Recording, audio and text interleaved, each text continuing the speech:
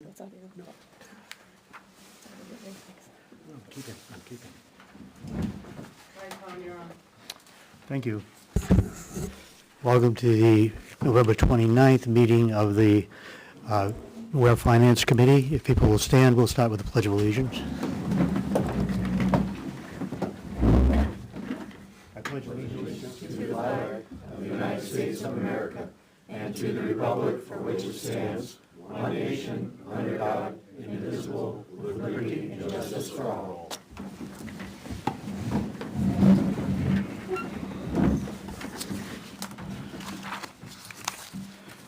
I'd like to start right off with a presentation, and then if there are other things, we can take care of them afterwards. So, Jack, you're on.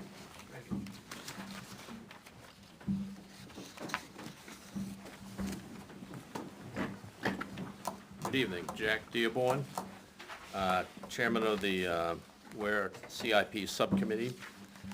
You look at the, you can see the three stops on my journey. I'm on the last stop here for this year. Page 2 is the members, Stu Richmond, Vice Chair, Steve Roberts, who I think is not going to be here to serve next year, but I want to thank him for all of his help through the years. Gary Shelto, Sherry Burdick, ex officio, and Bruce Fillmore, Planning Board member. Also, I want to thank the department heads for their openness and willing to discuss issues and collaborate on it, so I would understand it, and the committee could as well. And also, I want to thank Naomi Bolton, who did a lot of the work putting the presentation together, and Beth Rose as well, who put a lot of the financial stuff together. So with that, thank you very much. Move on. Again, just to review this, these are the classification for priority. They all, other than 1 and 2, they're all in out years, and so they're not in this year's. And the reason there's 1 and 2, there's two different ones. One is basically immediately need for health and safety, and the other is a need for within 1 year of maintain basic level. So on page 4 and 5, under RSA 674, 5 through 6, there is a requirement, a shall statement, that the planning board shall prepare a CIP each year, capital improvement plan, and it should consider 6 years in advance other than the one we're doing. So the point we're making is we're required as a town, the planning board, they decided to appoint a subcommittee, so that's why I'm here this evening doing this. But basically, this is to have an independent look by a board to see that the master plan is being adequately resourced. So we look at these requests, and over the last 10 years that I've been doing this, it's got a lot better. Everybody knows what a CIP request is because it wasn't clear initially. Some of them were combination of capital plus operating budgets. So we kind of got all that sorted out, and we got the 6-year look ahead, and some departments actually have it out in the future for as much as 10, 15 years, like highway and the fire department, which have longer life assets. So basically, anything that's considered a capital asset is something that has typically more than 1 year use. Cost, we put a number, it probably should be bumped up, $15,000, and things like vehicles or a road system, if you will, which is our largest and most expensive asset in the town, and buildings. And a CIP request can be a major renovation of a building. Or, for instance, if a computer system wanted to be totally redone and not buy incremental pieces, it would be seen as lasting more than 1 year and more than $15,000. So it's pretty broad ranging. So we basically look at this, and page 4 and 5 meets the intent and specification of RSA 674, 5 through 7. So basically, this is an eye chart that has most of our assets that are, you know, vehicles and such, equipment. I would ask you to make one change, if you would, please. You look down on page 4, you see fire department on the left-hand side. You see engine 5. That really should be engine 1, which is the 1987 vehicle. So if you would change that to engine 1, and you can help me out there. So basically what we do here is we try to show all the capital reserved accounts that are in there that have, you know, stand there for either, you know, yearly additions, in some cases, like they buy a truck for the highway department. Any monies that's less than the appropriated and passed, just put in that trust. I put in that capital reserve fund. So it doesn't go back in the general fund and the departments don't get a chance to spend it. And it can only come out whenever it wants to be spent in the future by a warrant article, which is typically added to another vehicle in the future. This basically does all the years going forwards. You can see there's the total CIP request for 2024. That's what we're speaking about this evening. You'll see debt service, it's basically long, because this is long-term debt is for the DPW garage and road reconstruction. DPW garage finishes in 2026, and I believe the last one for the road, and that was a $2.5 million road bond that was done 4 or 5 years ago, maybe 4 years ago. And that'll be done, I think, in 2029. So this basically is a very top-level look. It gives all the information on what's happening. But I will then go into the rest of the presentation, add some more definition to it so you can see for background. The next 2 pages, 6 and 7, is what we call the whiteboard. This is the residue which we ended up as agreeing as a CIP committee for this year. And there has been a few things changed, and I'll just point out that one of them being the camera system. I just talked to the chief. I believe the select board and the chief have decided to go a different route to fix that problem. So that would be taken up as a capital asset this year as far as a warrant article goes. There may be a warrant article, but it would be a different spending vehicle. And also on the Parks and Recreation, I believe there was a meeting done on Monday night. And I think the issue is certain lands being looked at for Parks and Rec is down on East Street, across the street from you, a little down the street from you, Bill. Pretty close. It was Schmidt property, Legacy Schmidt property. And it was sold to the town, and what was advertised, and probably an urban legend, hasn't been committed yet. It was meant to be, the fields are supposed to be a conservation, and all the backland where the gravel's being mined could be used as a recreation area for fields and such. But there's some activity, some discussions with the select board. They came before us for a CIP recommendation, for a request. I believe the issue centers on the purchase and sales agreement, whether it can be used for what purpose, whether it's used for agricultural field or it can be used for under conservation or what. So that's being sorted out. Look, Naomi, she's not here. I believe that was brought up this Monday, recent Monday. And I think the information is going to go to a lawyer, make a determination the town owns it. The question is under what covenants is placed on that land. And then the question becomes requesting a $35,000 engineering study. I don't know the exact status of that. I think it's in the hands of the select board and the lawyers to find out what's happening at this point. So it's really up to the select board to figure out if that goes forwards, but I'll give you the overview on that. So basically, these are the two pages, and the page 8, we added this year because, I will get into this further, I just wanted to put the numbers out here. But highway, there is a possibility of a Volkswagen federal law settlement of a lawsuit or with VW. They were kind of taking liberty with the EPA specifications and numbers, and they got caught, and it cost them a lot of money. So apparently, I don't know exactly how it works, but the federal government got the money. It's a settlement, probably is being passed down through the Department of Transportation.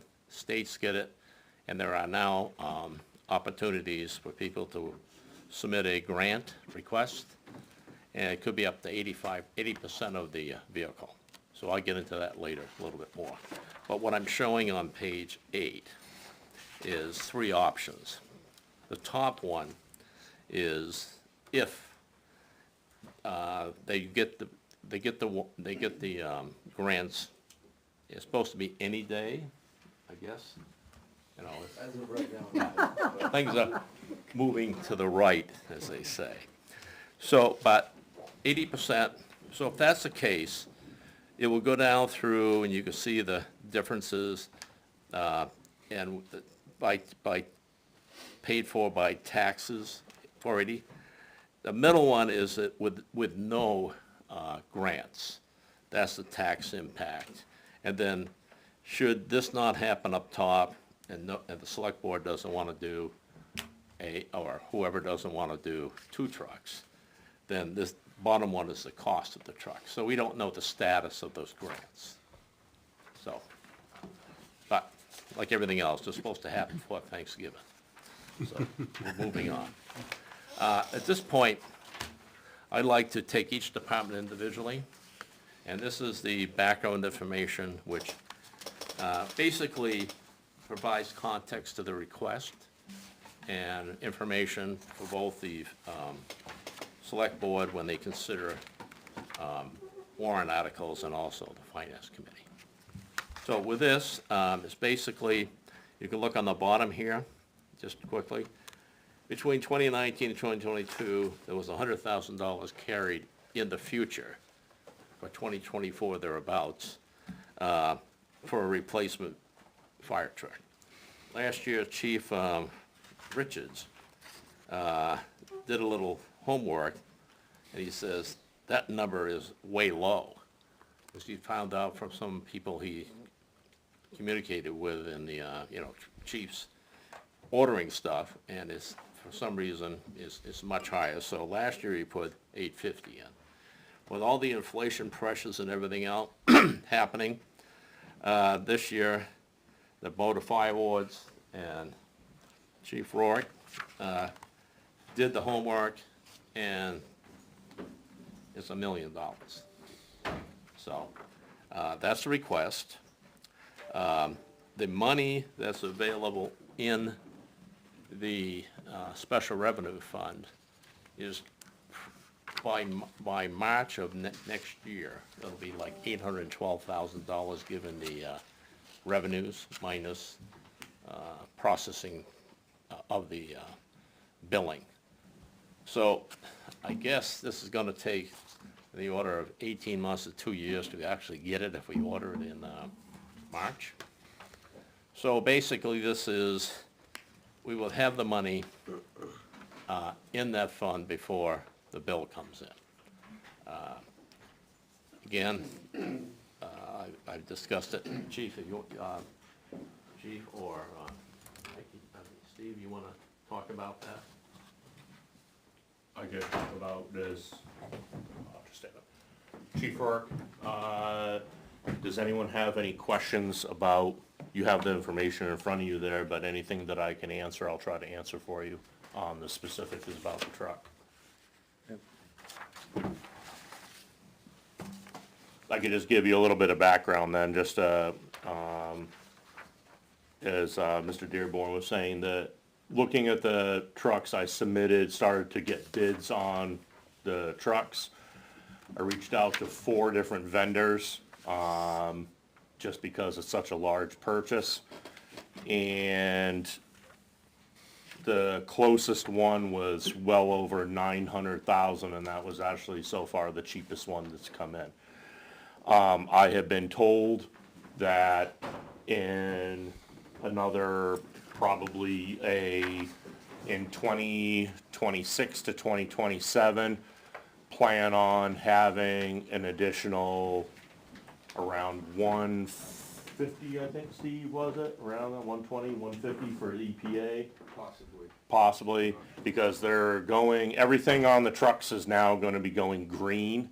So the wiring, everything, every component on the truck is gonna be going green, and the emission standard is gonna be bumped up some more. So the truck that you're looking at right now, we're looking at right now to buy, the exact same truck in another year and a half is gonna be minimum of $125,000 more. Timeout, like Jack was saying, is order time is anywhere from 28 to 35, 34, 35 months to get the truck after you order it. So it'll be a couple of years before we even see it. Yes? Are we adding to the fleet, replacing something? So this will, this is going to be replacing engine 1, which is a 1987 truck, was up at Sugar Hill Station. The reason the truck is well far past its service life. The National Code NFPA 1901 states that any fire apparatus over 25 years old should be decommissioned. This is 37 years old, so we well got our money's worth out of it. And the reason why the truck actually went out of service is because the front mount pump on that truck failed. It actually failed 3 years in a row, and the parts for that are not available anymore because the pump is so old, the truck is so old, that they can't find parts for it. So that is the reason why that truck is going to be replaced. Yes. Yeah, my only concern is that we got enough in the special revenue fund to buy it without raising additional funds from taxation. And I know, and it sounds like we will have. I just addressed it. Go today, 8/12. Right, no, I understand, Jack. You were looking at saying by the time it would be ordered and delivered, that with the additional funds coming in, it'll add to the 812. But next year in 2025, you've got another 95,000 for mobile and portables. Are you anticipating doing that through taxation, or what I don't want to do is rob that fund again next year so that there won't be sufficient to buy the fire Let me truck? just say, because it says 2025, that can be moved around based on Can be, yeah. economic. Yeah, I'm just looking at what it says now, so.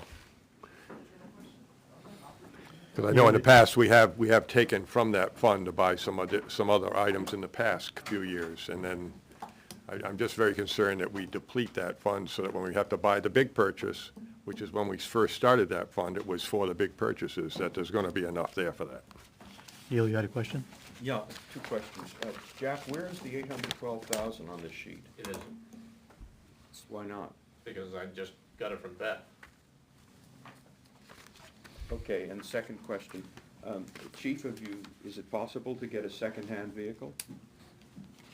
The secondhand vehicles that are out there, are certainly, that could be something to be looked into, but most of the vehicles, people now are keeping them, and it just, for the price, they're so close to being out, everyone's keeping their stuff now because of the price. So if there is secondhand vehicles out there, they're only gonna be within compliant for like possibly 8 years or so, 8 to 10 years. And then you'll be right back to where you are now with having a non-compliant vehicle that, you just spent, yeah, and you're gonna spend a couple $100,000 to get it, you know, so it's, But you're keeping this vehicle for 30 years, 30-some odd years. Why couldn't you keep the next vehicle? I understand the compliance issue, but why couldn't, it's a practical matter, you keep that not just for the 8 years, but for the 8 plus yep, 12? no, that's a very good question.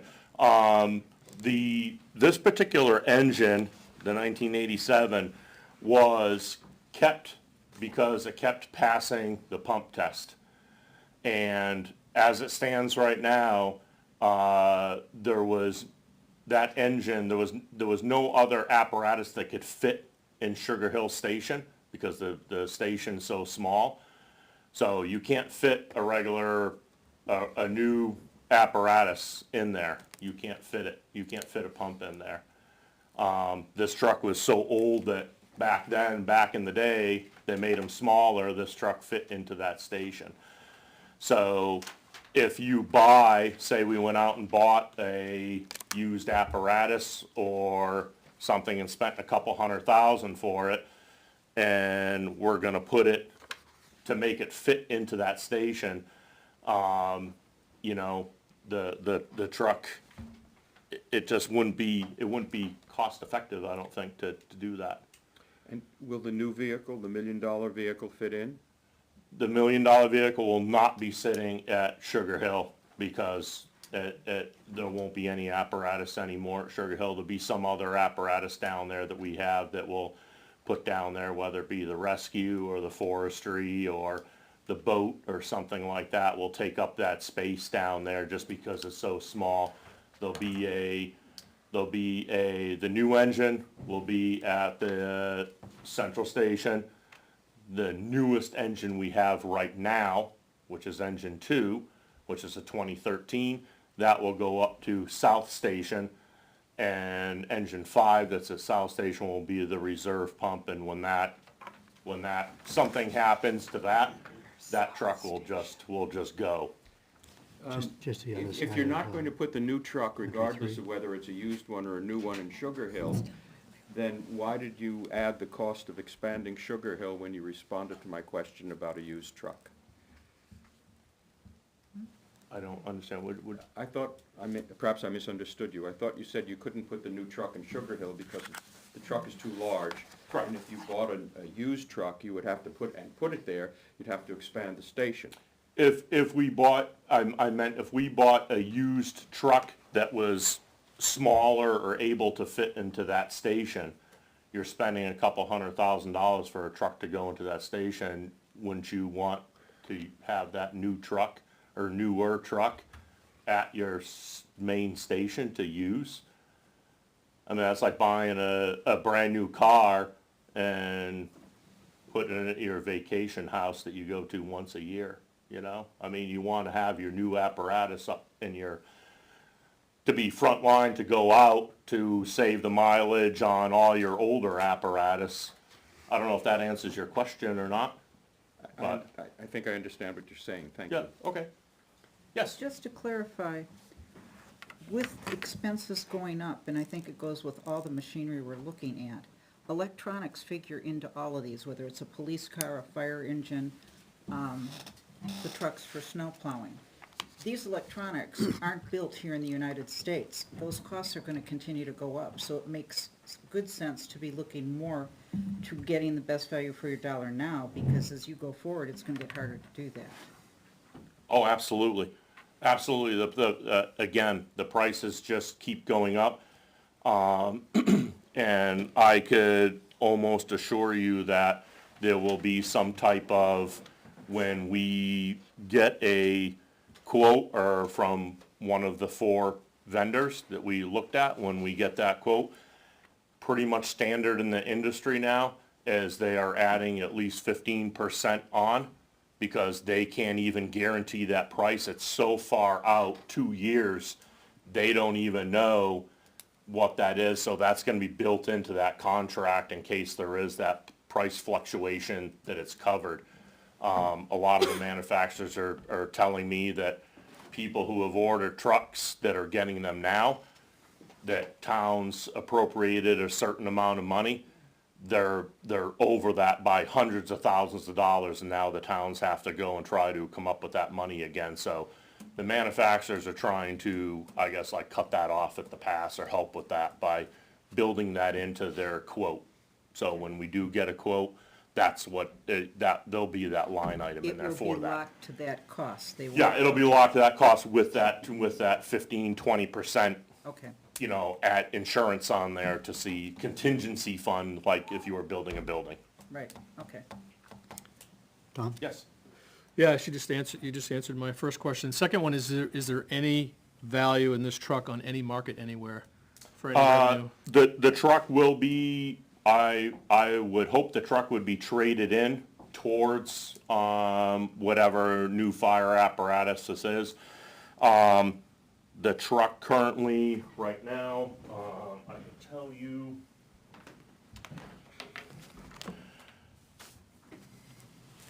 Currently, right now, it has 20,614 miles on it. So, not a lot of mileage, but 37 years old, it has a lot of age. The truck would be sent to, you know, there's a lot of other, firehouse clearing houses out in the Midwest and stuff like that that they use. I'm sure it would end up out there. So you don't know of any trade-in value at this point? I don't, I wouldn't want to put in, Yeah. to speculate on that. I mean, the good thing is, it is a four-wheel drive vehicle. Chances are someone would probably end up taking the body off of the thing. The fire body off of it, and maybe putting like a dump truck body on it or something like that to make a four-wheel drive dump truck. Okay. Yeah, no, that information, if it's possible, would help, because it would potentially offset the cost of the $1 million. Yeah, don't I mean, know. I can't, off the top of my head, I can't imagine any more than maybe $15,000 probably at tops Yeah, for something that old. yeah. Yeah. Do we have another vehicle? Is this a duplicate vehicle or something? Is this a second pump? We This is a have, pump? good question, we have 3 engines in the town of Ware. This is the oldest one. Engine 2 is a 2013, and that's at the center station right now.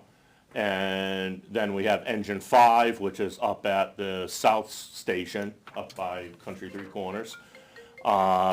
And that engine is a 2003.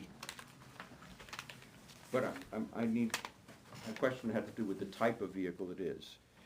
In other words, is this a pump truck? It is, Do we it have a is. second I'm pump sorry, truck? I didn't understand your question. Yep, these are all pump trucks, yes. All three? Yeah, all 3 of them are, yes. Thank you. Yes. On the pump trucks, granted, we have 3 of them.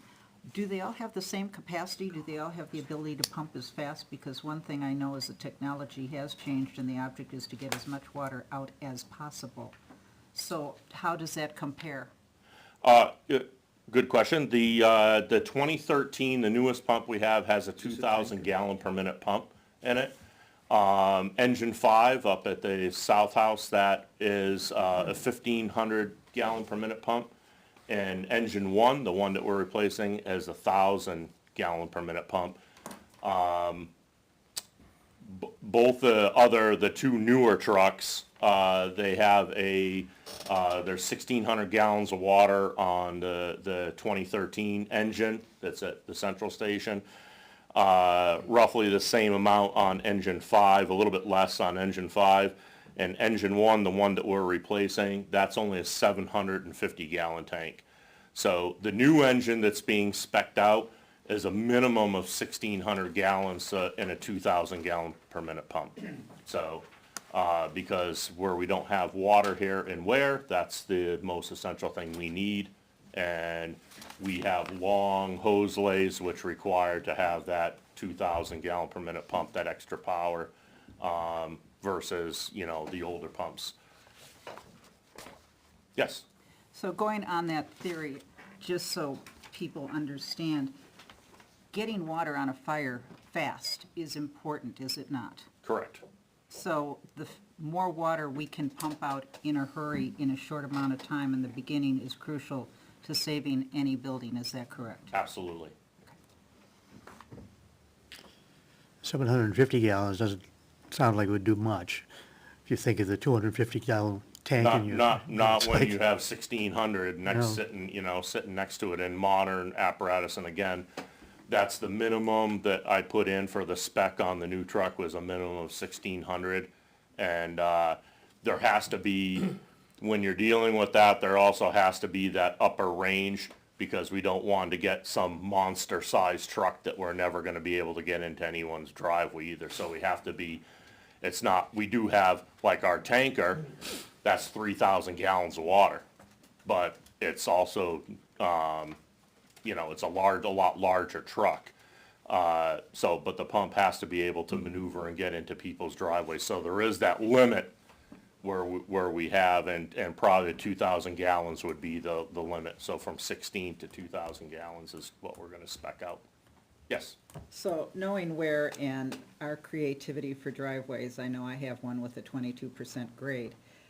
Generally speaking, hopefully we can get the pumper in where we need it to go, but there are times where we have to bring in an alternate tanker to get into some of these places, yes, no?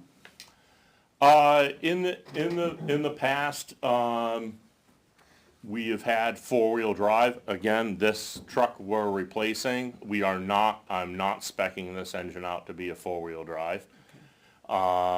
We have not needed four-wheel drive. I think probably in the earlier days, maybe people didn't plow their driveways so often.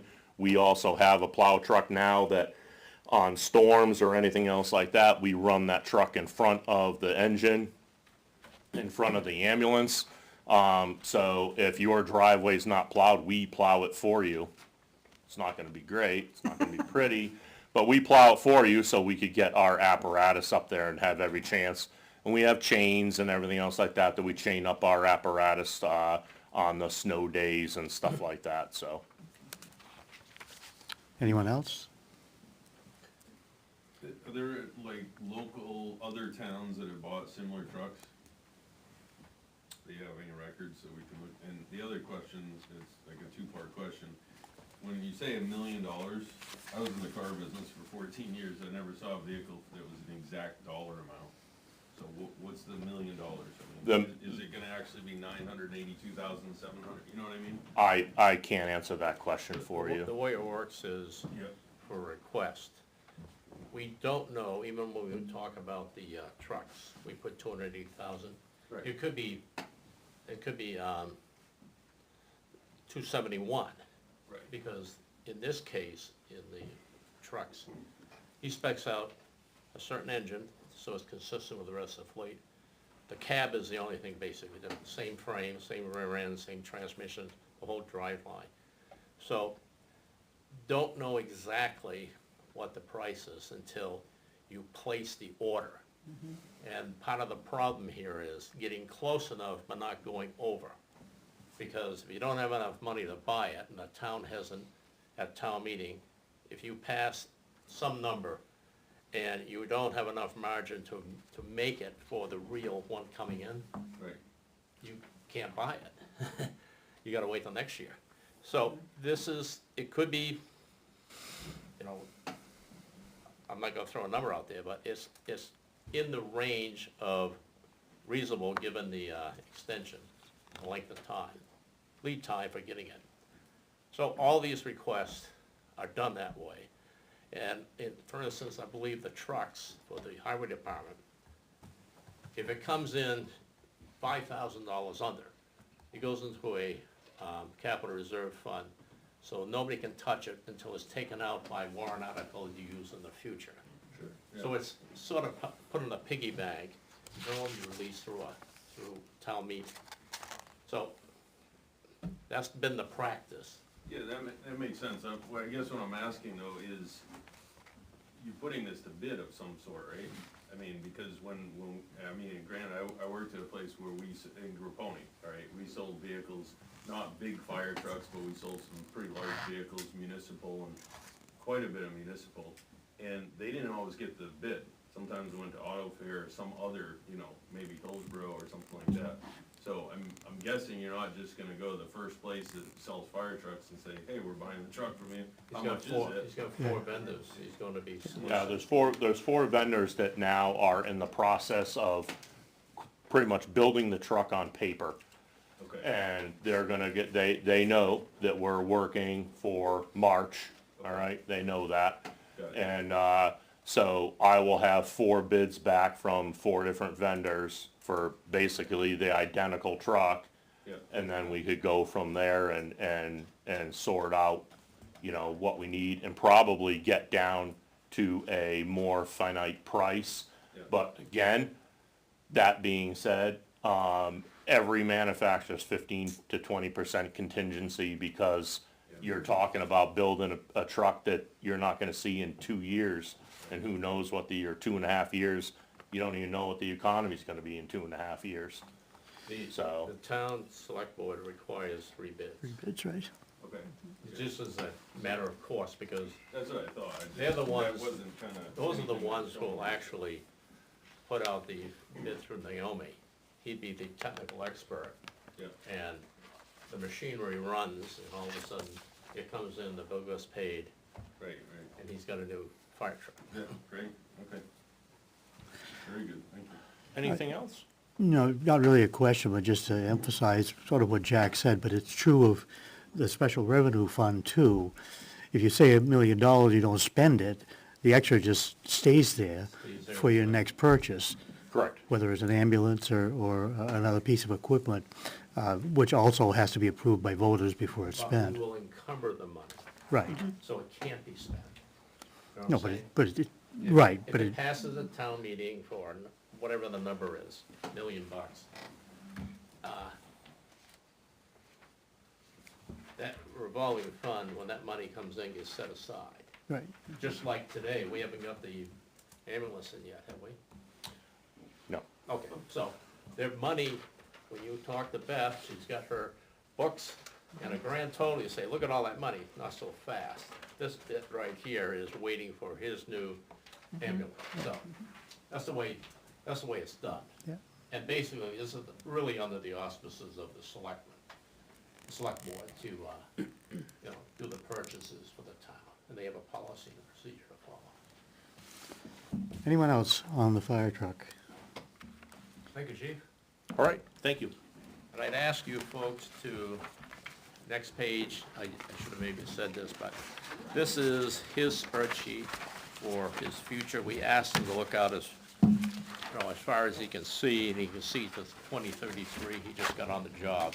Oh, there he is. So he's trying to lay in expectations in the future, and part of the CIP is to recognize large expenditures in advance of the year you have to buy it.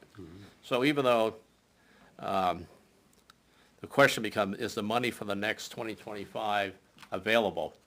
Well, I can't speak for the CIP, but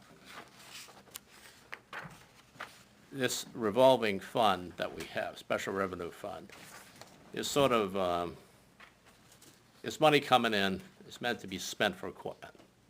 Unless something extraordinary happens, I don't see us, well, the selectmen can do anything they want, but we may not be in a position to recommend, because we're trying to fit within the budget.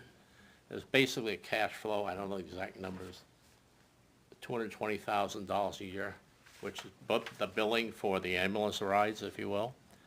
And there's a little bit like 14,000 or something like that taken out for the actual billing company that does the billing, so we don't get into the billing process.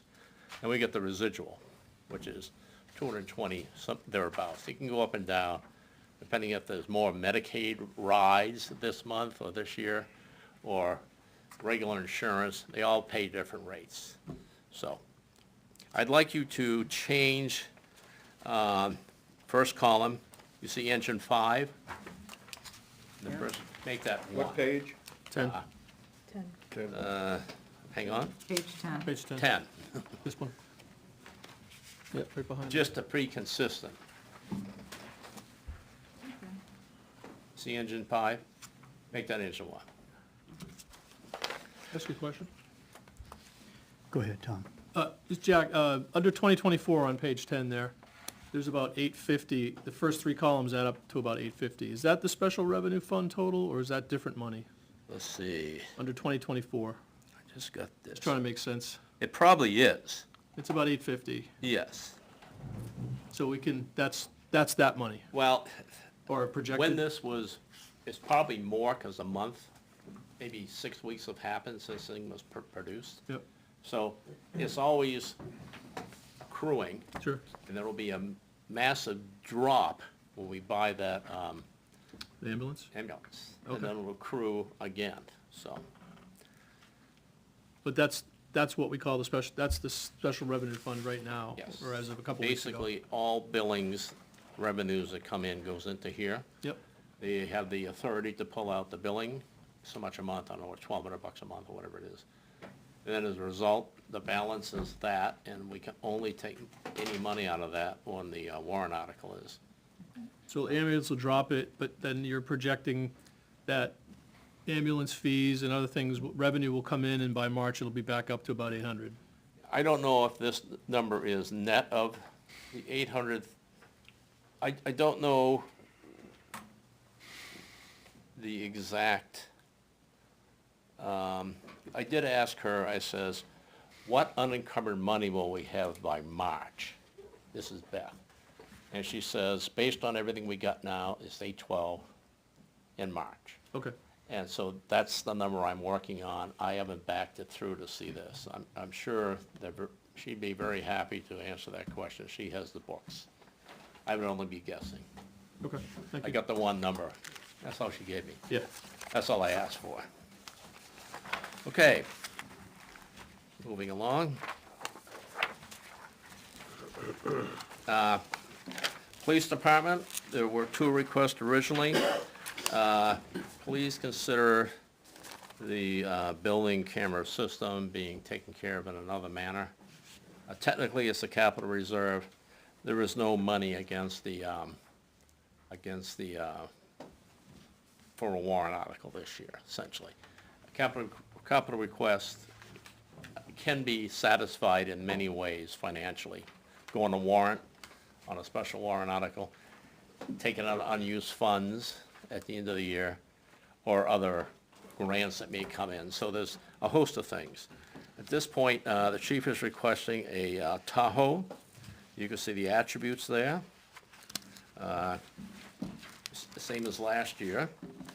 There is also, the chief provided us with page 12, which kind of gives us an idea of the mileage. And there's actual odometer mileage, and there's an hour meter on these vehicles. And there's an estimate of 33 miles per hour equivalent wear and tear on a vehicle for idling. Parts of the transmission, the front pump and that stuff gets exercised by idling, all the engine compartments and all the equipment. And so basically it shows current mileage and projected disposal in the year. So what he's done here is showed where all the vehicles are, what type of vehicles they are. Patrol is different than a command vehicle and/or an administrative vehicle, if you will. And the next page, 11, this basically shows historical view, 2014 down to 2023. And it shows all but the last column is what vehicles have been requested. The last column shows the maintenance cost for the entire fleet for the year. We're already at 17 something, and I think the chief will speak to maybe another $4,500 here pretty quick, so. And the next page, 14, this is a hypothetical rotation.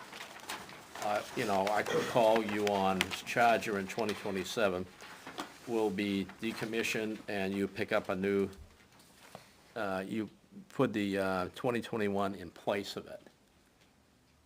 So at this point, I'm gonna let the chief speak to this, because he's got the details, and he can speak how he plans to help pay for that $85,000. So if we go back to page 11, Initially, when I started this, we didn't have an annual inflation projection. We do have that now. So the projection, I believe is, if I recall correctly, is 3.4% inflation this year. So the actual request would be for $84,190. As compared to last year, we were just over $81,000 to build that Tahoe. It should have been done 2 weeks ago, but our last installer tapped out sick, so it should be done in about another week or two. We just have to get the computer mounted, and then that one will finally go on the street. If we go to page 12, today's newest conundrum, Patrol 4 went down with the transmission problem, $4,600 to repair. We're not going to repair it initially just because we do have a fleet where we can meet the needs of the public still. We'll just use Command 2, and this is always the plan. If something goes down, we'll use Command 2 to backfill patrol, pending what happens with this warrant article. If the warrant article passes, Vehicle 4 will go to auction with a bad transmission. If the vehicle doesn't pass, we'll have to use half of my repair budget next year to get that fixed. But there's no sense in putting $4,600 into a car we might only have for another 6 months. And obviously that would affect the bottom line of page 13, 4,600 pending on that 17, and I'm definitely over 17 now. That was before a starter went out on another car. And just to let you know, transmissions of my 3 2017s, 2 transmissions have failed now. Luckily, one of them failed while it was under warranty, so we got that repaired 3 months before the warranty expired. So we still have one that we're pretty sure is going to fail just based on pattern. If we go to page 14, how that impacts that, if you look at years 24 and 25, we would just flip replacing vehicle 4 in 2024 and 3 in 2025 based on the needs. Both of them were 2017 Dodges, but obviously 4 we don't want to dump money into if we don't need to. How we pay for this is the warrant article, if we had to buy everything, would be $84,190. Now that we're getting closer, we can look at what, obviously, equipment we can reuse. We can reuse a radar system and more than likely a printer. Printers don't cost that much, but that'll save us about $2,500. So that brings us down to $81,690. The rest of the possibilities all require the Board of Selectmen's approval. But when we work details, we have a cruiser detail account fee.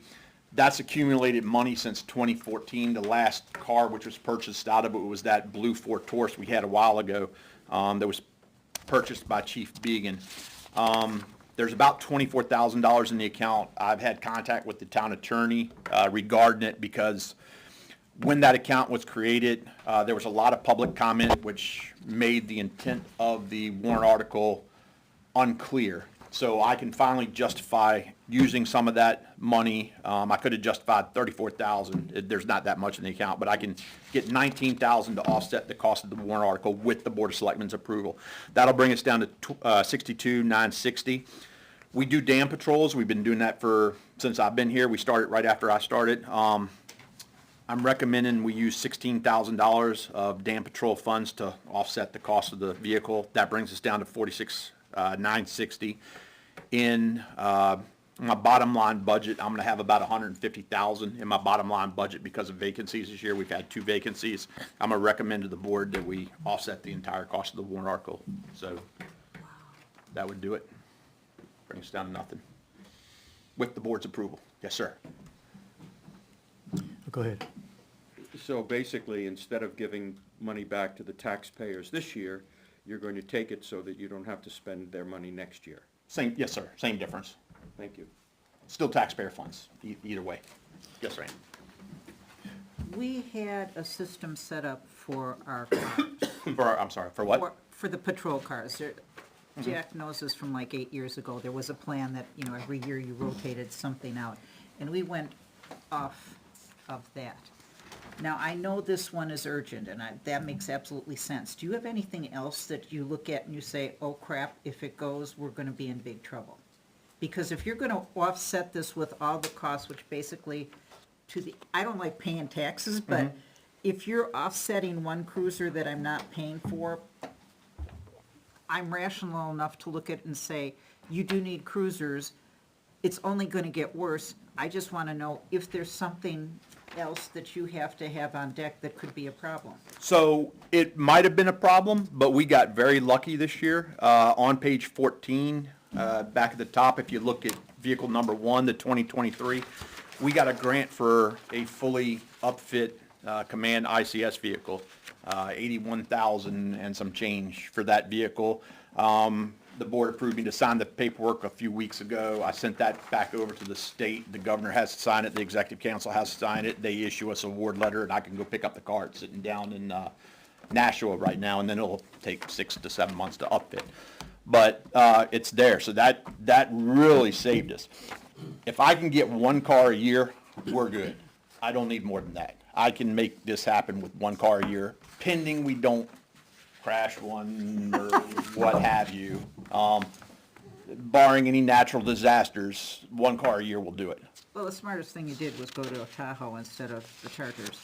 Appreciate it. We don't exactly have roads that are friendly to Chargers. Yeah, Mike Muse is not a small guy and does not fit in the Charger well, so that was another reason. Plus, we couldn't fit all our equipment in the Charger trunk, so this, not all of them are sold on the Tahoe, but the Tahoe really works for what we need for job responsibilities. Do the books and the electronics, all the stuff that goes in the front part of the car, because you have a lot of stuff. So, not quite, but you don't see it. We have a storage box in the back where the radios are mounted. You don't see the wiring. And I can bring one to the next finance committee if you guys want to go in it. But they fit. Oh, yeah, It's absolutely. not like, for a while there, when we flipped to the Chargers, it was like, we have to buy all new guts that the officers use to do their business, because nothing from the previous group fit into that group. And I think with the Tahoes, we had to make some adjustments, because I don't know that the Charger stuff fits in the It Tahoes. does not. So, Minus the radar.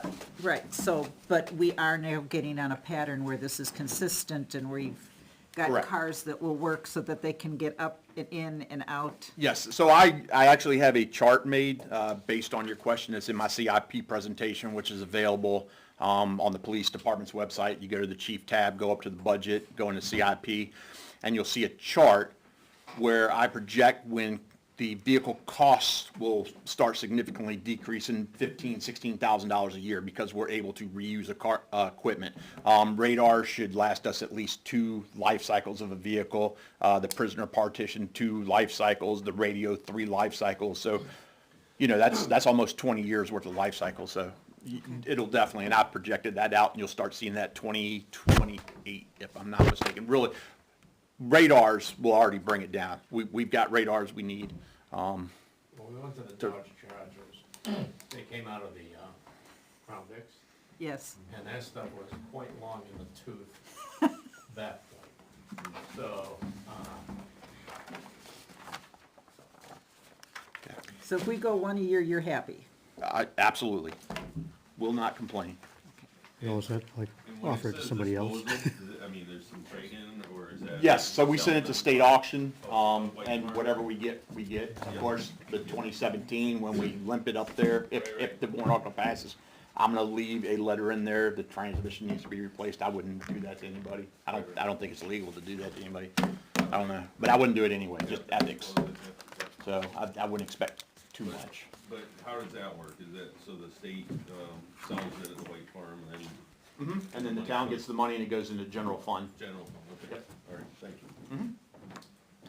Anyone else? Just real quick, Chief, can you explain, is the second command car, why do we have 2 command cars? And is the second command car really it's gonna be backfilling a patrol vehicle anyway, right? Yep, so patrol's always our backbone. We gotta make sure patrol's, Right. priority, but obviously you guys saw the pipe bombing incident. That's an ICS incident. We've had 2 vehicle fatality incidents. That's an ICS incident. When you have a critical incident, vehicle 1 would essentially go in the warm zone and control individuals going in and out of the hot zone. Vehicle 2, command vehicles in the staging area. So as individuals sending resources to the scene, the command 2 vehicle plus the captain is taking control of those resources, let me know what's available so I can send them into the situation to alleviate whatever threat we're. But as far as outfitting goes, that second command vehicle is really It's a Dodge. just like a patrol vehicle then? It is. And vehicle 1, even the state grant will be very much a a patrol. patrol vehicle. Okay. It has a different storage box in the back where I have whiteboards and Okay. a desk essentially and some other, an extra radio and some other stuff that'll help manage scenes. Okay.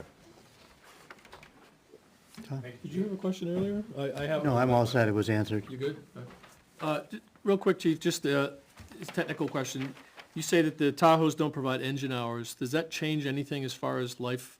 Or, the engine's idle still, right? You just don't track it now? Right, yeah, we can't track it. But I'm projecting, so the 2021 Tahoe, we just hit 50,000 miles in that already.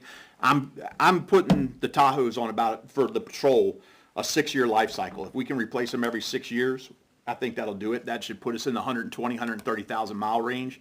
The command vehicles we would keep for 12 years, once we get into this one vehicle a year rotation. Okay. So you've factored in that somehow? Yes, sir.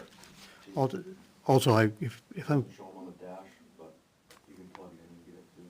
Oh, Computer? okay. I didn't know that. So it So sounds we like can get them. For future. But it probably wouldn't change how we do things. One vehicle a year, Yeah, we're set. okay, just curious. Chief, when we first brought up the Tahoe, I think you said that they're an 8-cylinder, but when they're idling, they switch to 4 cylinders. Yes. So it takes, less gas, it takes less wear and tear. It's a bigger vehicle, so it's still about the same gas, but yeah. But your idle hours are more efficient than Yes. the whole 8 cylinders Yeah. you're running. Right. Yeah. And that's kind of backing up your question about the keeping track of the hours, because it's a little less necessary if the engine's running at half efficiency Yeah. when they're Now, idling. realistically, too, with all the speeders we got in town, we're really not idling that long. Somebody's out there doing something. Or we're having to go get them, so. Yeah, I've seen it by my house. I mean, I don't know if you've heard, but we're up to almost 60 DUIs just this year. We'll be over 60. So that's a problem. How does that compare with past years? Realize we're What's the such a trend? party place. So the trend's definitely up. It's up because of training, and now we've got experienced officers passing on their experience to make other officers more competent and confident when they're handling a DUI. Obviously, when I first got here, we only had 5 people who could work the street. Personnel, the number of personnel who were out there able to enforce it is going to be an issue. We're one short of fully staffed, and I'm pretty sure we're going to be fully staffed by the spring. Knock on wood. Another certified guy. A couple options out there, but another knock. I don't even want to say it. I'm going to say. But the question is, what's the trend on DWIs over the past 5 years or so? So I think they've been out there pretty predominant. It's just us having the resources, experience, and training to identify them and take the appropriate action. So the same to number charge of them. people are driving drunk, but you're arresting more of them because your officers are better trained and better positioned. I would. That's what I would go with. Thank you. One more chance, anyone? Thank you, Jack. Thanks, Chief.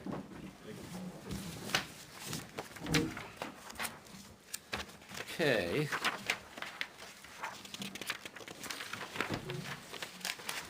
As I mentioned, the Parks and Recs, that's sort of in the hands of legal / select board to see where that goes. They may come forwards with this warrant article, they may not be able to do it. So it's kind of up in the air, and I only know what I knew from hearing people talk about the Monday night. You have any additional, Naomi left, she must have known I was gonna ask questions. So anyways, Jack, Go ahead. Yeah. is the $100,000 for, is the $100,000 assuming they can use the field, or is the $100,000 assuming they Field have only. to use the and it's gravel probably pit? not gonna be $100,000. I mean, the good news in getting the field is you don't have to bring any material in, either loam or probably not. You probably have to bring some crushed Bancron in to do the road, access road, improve that, and some parking. No, But Jack, this is site assessment and plan. $35,000 is the request for this year. They put a budget in there for $100,000, not knowing how much machine work they would have to buy. Until they get the engineering study, they won't know how many fields of what type will go on it. I guess then I'm confused by the request. The request says this is for assessment and plan, Correct. but the way you described it, it was to actually do the work. No. They're asking for $35,000 this year, for this year, okay? The request was for the 5-year. This is $35,000 for this year, okay? The rest, the residuals, $65,000, until they get the engineering, they don't know what that is. So the request this year, which showed up Monday night, was for $35,000. Follow up? It's just, So they already have the engineering done? No, it's to do the engineering. So the 35 is for the engineering, the 100,000 is anticipating that if the engineering comes back and they say they can do it, the 65, whatever it was gonna be to make the field viable for them to use. They don't know what the total bill would be, because they don't know how many ball fields, of what type, pickleball, tennis courts, all this stuff. They don't know. The purpose of the engineering study is to understand the site, how much material's on the site, how much they could fit on the site. $35,000 is this year's request. The 5-year was $100,000. I don't know how to be more clear than Okay, that. then, follow up. So the 35,000 is assuming that they can use the field, or assuming? That's the binary question that's been posed to the town attorney. I mentioned that this is going to the town attorney to read the purchase and sales, read the minutes, read everything to do with this case, to determine if there is something that encumbers the use of that property, other than the town owning it. may I, The would you like to explain? Because we both sat through the, Yeah, we can probably talk about this as we go over our subcommittee about, Yeah. about the thing, but there is a question about what portions of that property can be used and what the intent were for the front fields. So there's a whole, I understand that, Jim, but the question is this 35,000 making an assumption as to what they can do with the property? Yes, for the engineering only. I'm gonna go out on a limb and say, no, there's no assumptions of what they can do, whether they're gonna use the front part or the back part. The engineering is going to take a look at what can be done with the whole thing. It's more like a very in-depth site survey, determine this part cannot be used because it's got so many boulders, or it can be, but you're gonna have to spend $5 million to wield it out. If you wanna use the front fields, then it's only gonna cost you $10 to mow it, that sort of thing.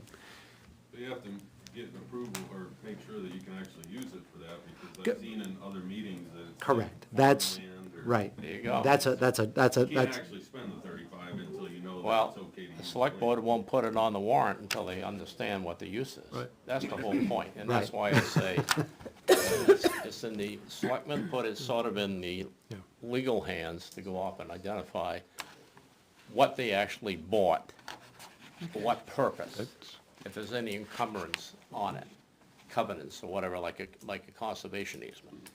And if so, for what purpose? Yeah.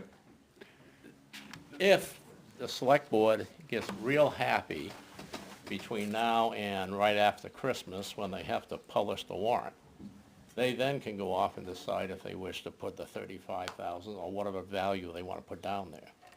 But nothing's gonna happen until the legal comes back and the select board determine what they want to do as a board. They may choose to do something So legal is a cost we're I'm paying. not gonna presuppose. This request came back in September. We're operating on this information, so. Bill, go. Just one Go ahead. question. Jack, in all your hearing and dealings with this, is everybody clear on, when they drive by that, and they look at all the fields in back, that over half of that open field is still owned by banks?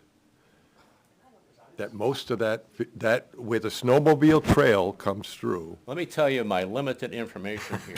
because I just don't. I don't know what 3,000 people's assumptions of their understanding is. I just. That's part of the well, legal issue. I mean, we're on broadcast, I mean. And you Bunny can- Brown's is beyond that.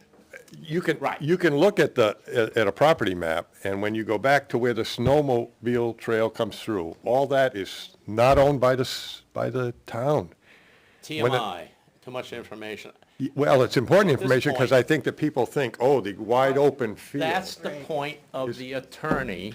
Yeah. And the selectmen's taken an action to look into this. Yeah. Until Well, the that attorney, happens, you don't we need an won't know. attorney to know what the town owns, is my point. The town only owns from that area back. Town only owns what town only owns. Yeah. Also, they were exactly. there was talk at the last meeting about, going out and making sure that people knew where the markers were. Yeah. And so that would answer your question once Yeah, that, it's just you where said- basically where the snowmobile trail comes through, and it's 2/3 of that field, open field is. But that's not something we can solve tonight. No, it's not, but it's something that people need to be aware of, Yeah. is if they aren't. So the long and short of this whole conversation is that this Park and Rec thing is super premature for us to even be discussing right It now. was great in September. Became less solid into a liquid around September, to late September, October, and then it became gaseous at this point, and may turn to a plasma. Those are the four states that matter, so, yeah, I mean, unfortunately, the person who was kind of heading this up, Denise Harrington, she's in Manchester tonight, so I spoke with her before this meeting, just to get the latest, and I've exhausted my understanding of what we're doing. Based on, I think we're ready for Public Works. Well, I just want to ask one question. Are they even looking into getting services donated for this? Because looking in Goffstown and everything, they do Yes. get stuff I donated. can't speak to it, but if you look at my slide, I should probably never put it in here. Where is it? Look at on page 17. Who are the stakeholders? Who will support it, the bottom two bullets? I won't say the three-letter acronym, but one of the town people that deal with athletics, very much to support some aspect of this. Okay. It's kind of up in the air right now, so I didn't feel confident in telling what I knew in September, Right. because it may never exist, so.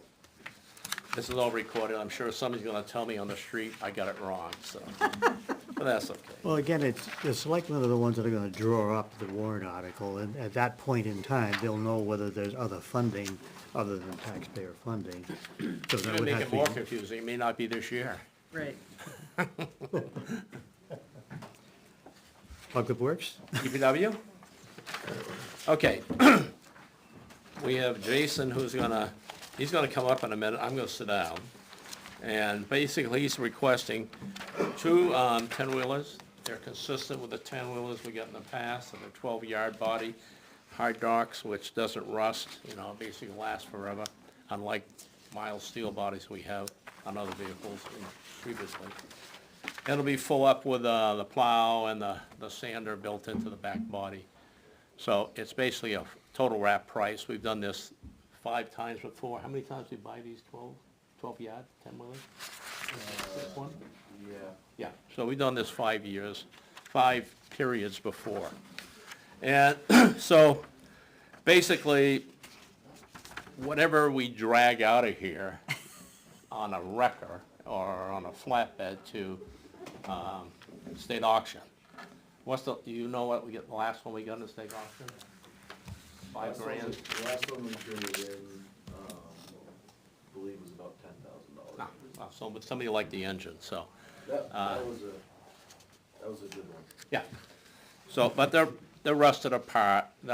Technically, they're not really fit for service, because these Volvos, which principally are the ones they're gonna replace, as he'll tell you here in a minute, he's a guy over the previous 6 or 7 years, or whatever he's been here, had to make those things run. And the problem is, a sort of a first, or maybe a first and a half generation electronic fuel injection and controls for the engine is problematic.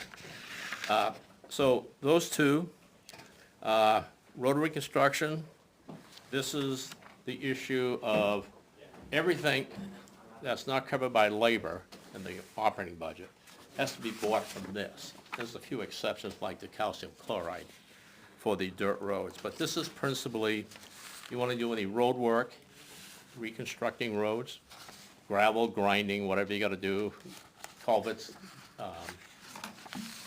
guardrails, and then you buy the asphalt. So basically, this funds the summer months. A large part of this is asphalt, but we get, what's the magic number here, is, we get, how much out of that? Oh, we get $284,000 from the block grant from the state of New Hampshire, which I think comes from, we pay as citizens, register our vehicles, and there may be some other things in there too. And the state hands it back, their state portion of the, they got a formula for, again, how many miles you got, how many people, they give you so much per person per mile of your maintained your maintained roads. So, basically, this is a recurring, 600,000 this year's request. Last year was 480. We made their 600 request. The select board decided, I believe, she's gone again. I believe the select board paid, Naomi, did the select board pay 120 out of the $600,000 road reconstruction last year out of taxes? Underrun? We reduced it. We reduced it, but I thought we paid the balance, put 480 on the warrant, didn't we, last year? I thought we put 500 on the warrant. I thought we put 500 without the 100. Maybe. It's a long time ago. Anyways, thank you. It's usually been about a 50-50 split, more or less, between the state block grant and Yeah, the 280 taxation. 284. So what we pay on taxes is 316 against the 600. And just from a historical perspective, and some people think it's hysterical, we have to buy a $2.5 million bond in 2019 because we had not put enough into the roads for 216. maintaining them. And we had a bunch of roads that were kind of okay, but they were on the cusp. And the problem with asphalt is it's a petroleum product, and it basically, over time, evaporates all the volatiles out. So it just becomes crumbles up like a pie crust, if you will. So you need to keep putting a wear coat on the top, and if you don't put the wear coat on, you get the cracks, you get the water intrusion, you start getting frost heaves, and you gotta rip the whole place up. And most of these roads in the past, and we're getting to the end of it, I hope, are roads that were either built with no specification from the town as a subdivision, or maybe a subdivision with a specification but not fully tested to see if the integrity's there. So we're kind of working our way out of the 1960s, 70s, and 80s subdivisions. And that's his summer job. Part of that is to rip it up. Bartlett was this year, I think. Bartlett was it. So it's a major undertaking.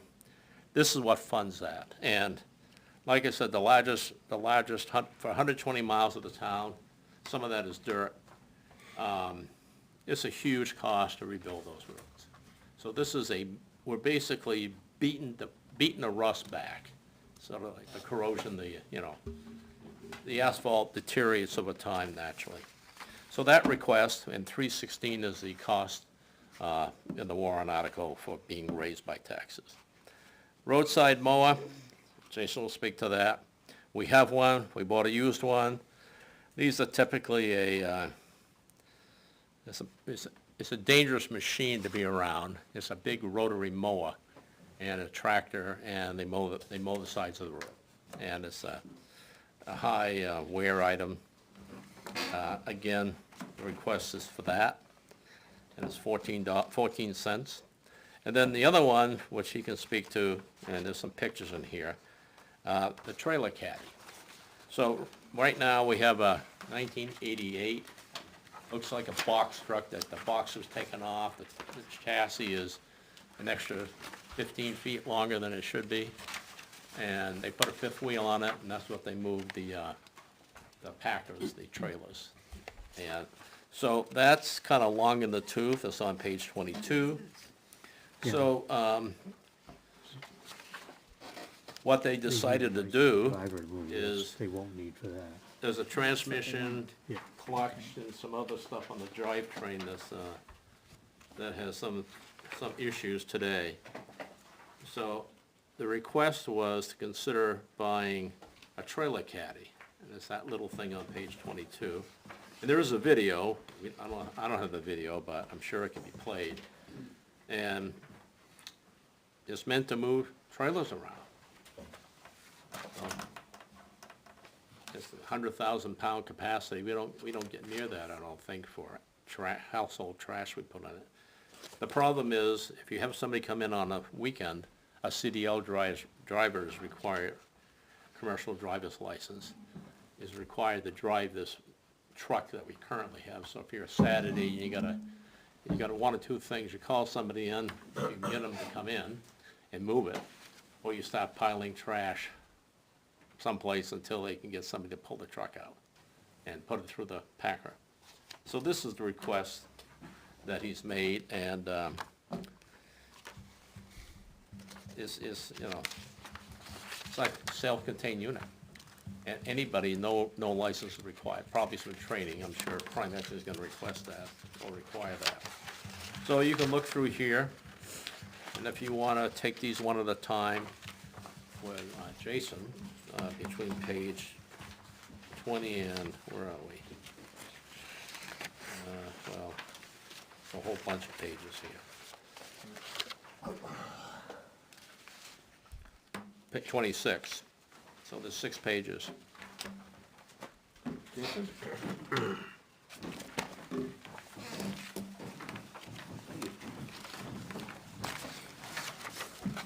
Good evening. I know this is the first time I've been in front of you guys, but these 10-wheelers are pretty much the same thing you guys have seen for the past 5 to 6 years now. So I don't know if there's any further questions on that. You can ask Bill's first.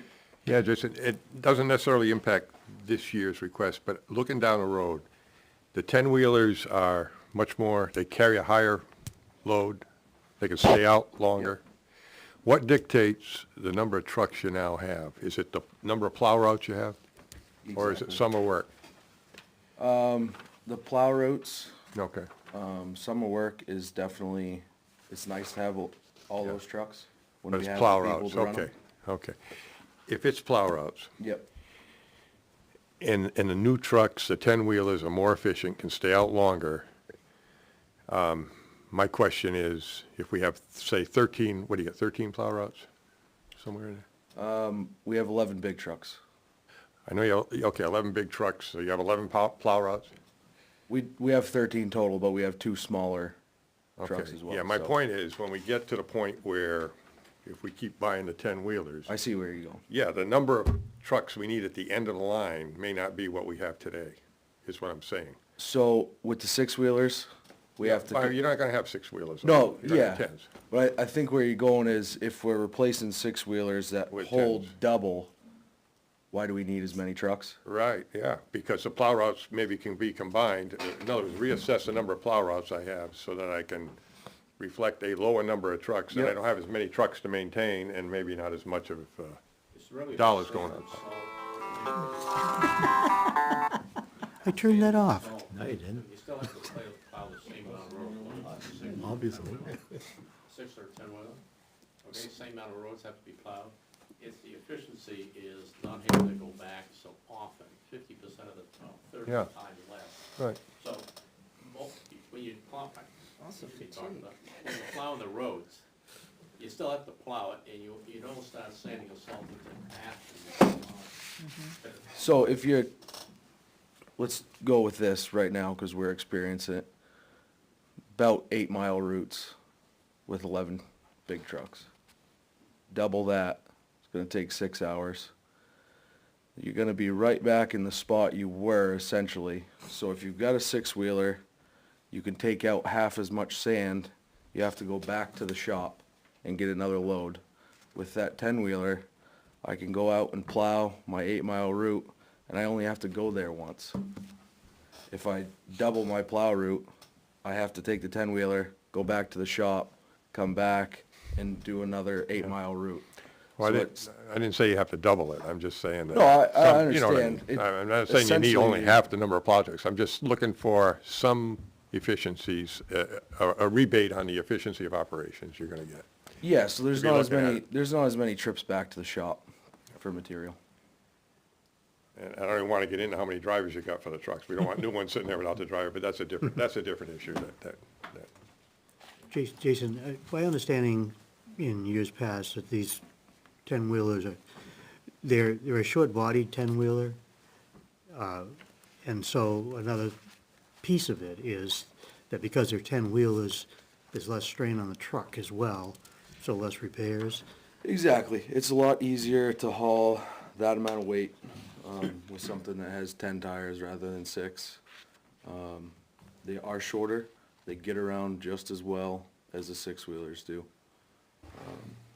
So like you said, it is less maintenance. It's easier on the truck, for sure. Two Neil, questions. Oh, sorry. This is a follow-up to Bill's question. Could you have a smaller number of longer routes and use less truck, and have fewer trucks if they were all 10-wheelers? I don't like the idea of it. I don't think, it might be more I won't say efficient because you're gonna have guys, gals out longer. You're gonna have more fatigue. You're gonna have more accidents, whether it's wings on trees, broken plows, whatever it is. I think you're gonna hurt more than you help with reducing the fleet. Lori? Two questions. First off, with these trucks that we're bringing in, I have friends with pickup trucks and have their trucks coated because they carry salt and sand in them. Is what we have these trucks made out of, because we carry salt and sand in them, are they protected so that we don't rot the crap out of them?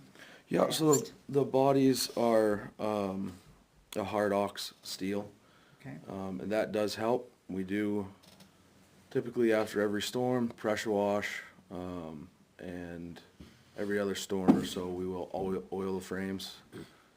This new truck that we got from 2 years previous, we actually experimented with a different frame coating right from the dealer that we get all the plow equipment from. So we're gonna see how well that holds up throughout this year and see whether or not that's a program we wanna go with for preservation. okay. Size of trucks. We have a lot of different roads. Some are dirt, some are gravel, some are paved. Not all our roads are user-friendly to large vehicles. That's where the 2 little trucks come in. They are spread out through town on some of the smaller roads. Clark Mill comes to mind, Chase Hill, Brown Hill. That's what those little trucks do very well. Other questions? Any questions on the caddy or any of the other stuff here? Yes. Quick question. Oh, Good. on the trailer caddy, so I understand it's not gonna take any special license for it, just some quick training probably. Yep. Relatively. The big question though is, how does it run on dirt and uneven surfaces? And are we gonna have to make sure that that area is prepared properly for it? Yep, so it's rated to run on gravel, dirt, asphalt, concrete. I've seen plenty of videos of them running over different materials with the trailer, and they seem to handle it very well. Quick one, Tom? Go ahead. Am I correct in assuming that the 2 trucks are gonna be 2 separate warrant articles? Yep. Yep, okay. Can you foresee the consequences if one passes and one doesn't? Like, what do you envision there? Get a plan? I'm really hoping that the grant comes through and we're only paying 20%. Okay, if, like Jack said earlier, we kinda had, a couple different game plans if that grant went through or if it didn't.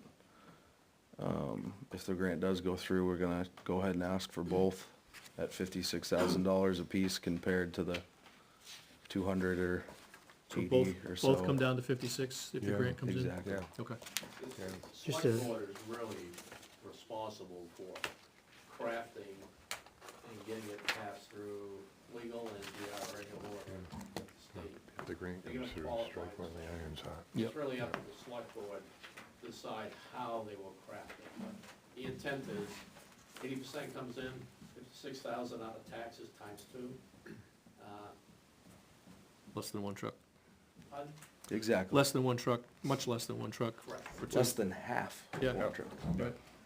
And if not, the strategy, if the warrant article fails, if the grant, Fails. we don't get the grant, or if the grant happens to be drastically reduced, because I don't know what their plan is, then the fallback is for one truck. If we gotta bear it on taxes. Yep. So, we put it in for the, kind of what he asked for, that's why I had that sheet 8 or whatever it is, throwing the 3 conditions. Yeah. There's endless permutations, but we picked 3 of the obvious ones. I know that the crafting is up to the select board, but you're saying that even with the grant, if there's a grant, then it's gonna be the 2 trucks on one warrant article? I don't know, that's up to the select board. Yeah, I know. I just, in the past, it's been a problem. Like one year, we had a truck that was virtually paid for by unassigned fund balance money. Of course, everybody voted for that, and they voted no on the one that Well, was for taxation. if I understand the way it works, they'll ask for the 280, and inside they'll say, 244, 224 paid by grant, 56,000 for one. The big rate pays by taxes. So that's how it's written. How they craft it is up to the select board. We don't get involved in that. We make a recommendation. I'm saying it because I want to see them pass, you know. And I don't think there's anybody who doesn't want to see the Maybe trucks you guys there. got a recommendation you give.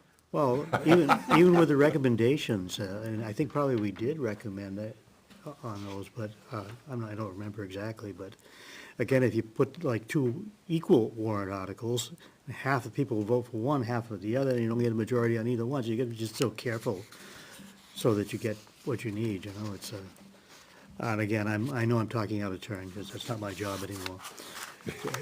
Okay. This may or may not fit in, but it's obviously a word to everybody. All the towns are having a hard time getting plow people, and I know we want 2 trucks. But if we don't have the staff, we're gonna have to be honest with the town where we're sitting at staffing, so that they need to know, and what's realistic for them to spend at that point. Yeah, I don't think that it's prudent for us to not buy equipment because we don't have staffing right at the moment. I don't think it's responsible for us to just let equipment lapse because of that. This last storm, the 2 trucks that we're going out to replace, both of them went out of service within a matter of 2 hours, so it's definitely necessary. How is the staffing right now? 6 full-timers. And you have other, like, We have a couple of Private. part-timers, we have a couple of contractors. contractors, that's the word. Do they all have CDLs and they're qualified to drive our trucks, or do they have their own? Well, they don't drive our Oh, trucks. sorry.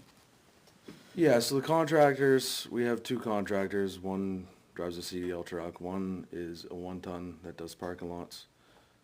One part-timer on call, is a position that we came up with this year to try to help. Has a CDL, runs one of our trucks, and another one doesn't have a CDL, but he runs, one of our small trucks, so, Just to clarify, the contractors use their own equipment. exactly.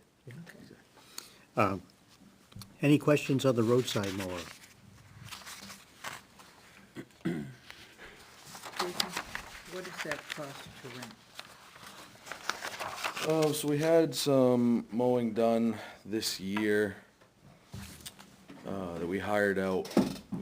About $12,000 we spent, we got about 8 miles. What would you do if you had one of these machines? We could do near half the town, at least, in a year, so about 50.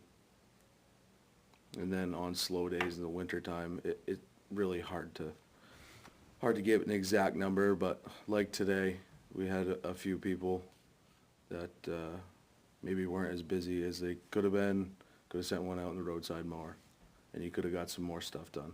So there's a potential to get a lot of miles done in a year, and like I said, at least half the town, for sure. It's definitely a service that we need to keep up on, just for safety at bare minimum.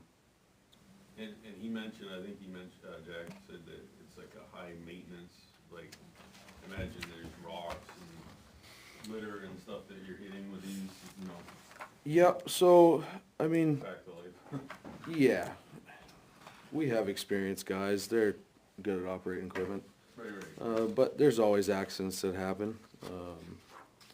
What we would go for would be a flail, or not a flail, sorry, a rotary. Be more like a brush hog on a tractor, but it would be on an arm, so we could get more stuff done. Bill, you had a question? No, I'm not right on top of this one, but we have historically done this in town with an old piece of equipment, or we've contracted, or it's been a combination of the two? Combination of Combination of the two. Yeah. Yeah, but I think you just touched on my other question, which was gonna be the maintenance of it and the potential for high maintenance because of what you're gonna hit and run into. And is it a better service that's strictly contracted out in specific areas where it's most needed? In other words, what's the impact if we didn't buy this? The impact if we didn't buy this is maybe contract out in areas where it's more important to keep a clear visibility, Yeah. intersections or whatever, rather than all town roads. I think if you let it all go, it's gonna have major repercussions. I don't think there's any intersection are a major problem. Right. But just along the side of the road, there's definitely a need to keep that mowed back, just for basic Because- travel back and forth with vehicles. A perfect example is, escaping me now, Page Hill. That's overgrown right now, and Okay. it's on the list to go out and cut back by hand, but it's all grass, so people passing 2 cars, it's almost impossible. Okay. Well, that's fair enough. Yep. Anything else for Jason? Okay, thank you. Thanks.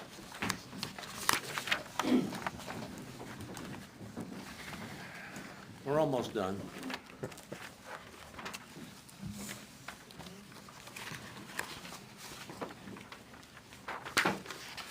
This last page is a historical look.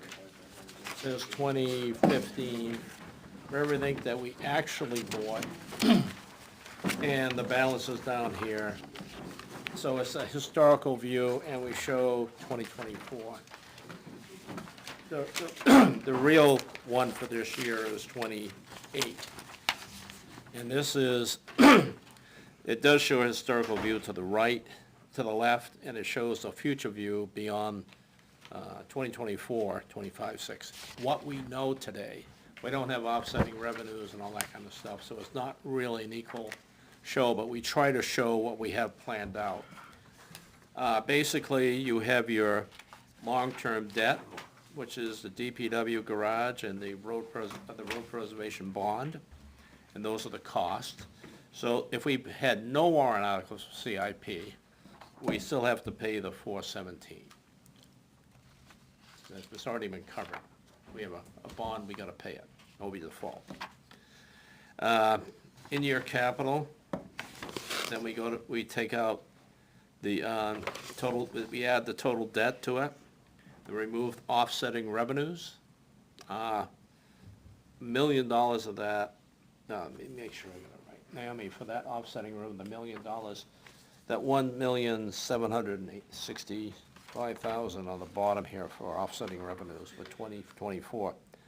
The $1 million is coming out of the revolving fund. Correct. So even though we don't have it, to keep accounting straight, and then you get your money from, for instance, for the block grant, and also on this page, for the money for the VW grant.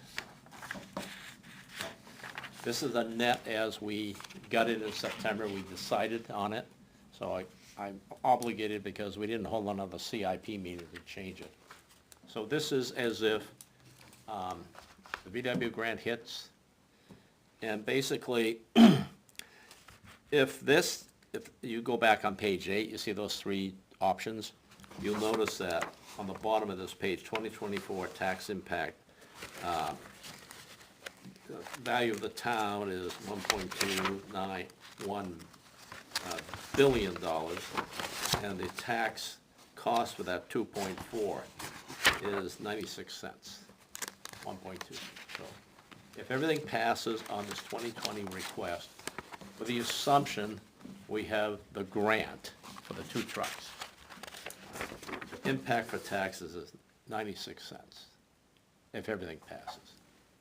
Now, with the exception of, which the chief talked about tonight, if he can wipe out through combining various accounts and using year-end taxes, unused funds, he can make it 0.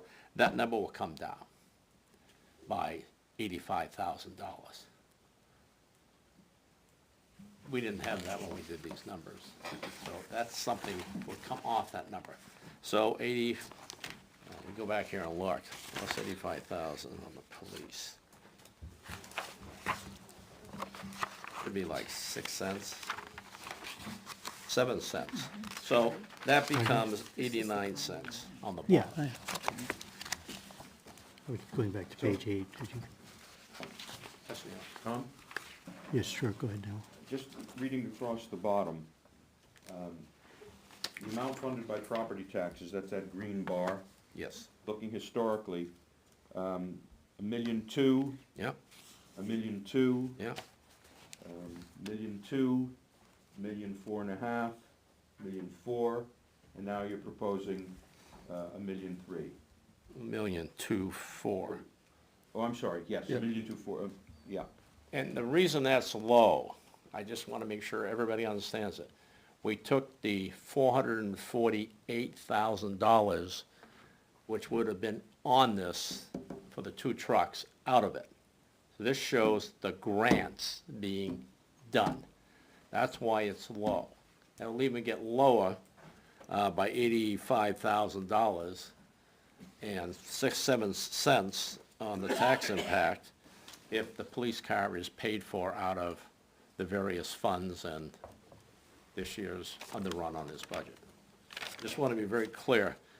There's no magic here. The magic is the grant. Yep. Should the grant not happen, the intent was to fall back to a single truck, which would cost whatever the single truck would cost. 286, something like that, right? On page 280. 6. 22 cents. So I can't have 17 different permutations of this, so we took what we passed, and we're trying to give you, plus the police tonight. So this bottom number on the bottom of the page, it says 2024 tax impact. It becomes 87 cents if you get the police car free, so to speak, not by taxes. And this number up here in the green bar for 2024, take $85,000 off that number. Okay?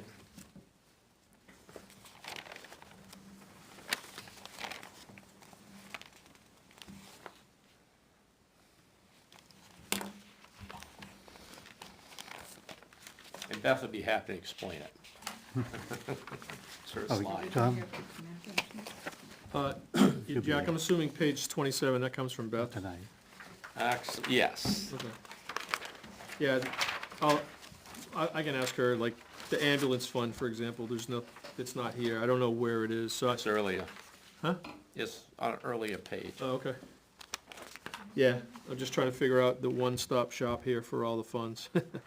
Well, yeah, it's, need a That's- roadmap. That's a Beth question, I guess.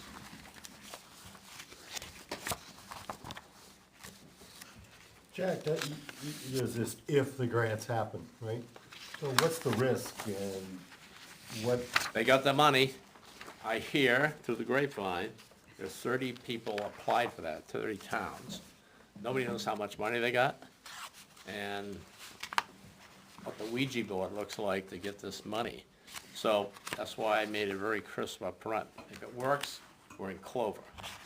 You know, for 2 trucks for yeah, 112,000.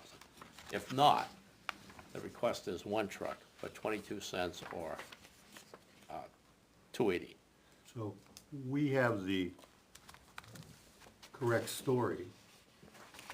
It's a matter of if it's interpreted, Maybe a BS story, but whatever, right? they're gonna score them. Yeah, they're gonna score it, and then they have the money, and they're gonna decide who gets what. And I don't know if it's a binary, if they have to spend it all.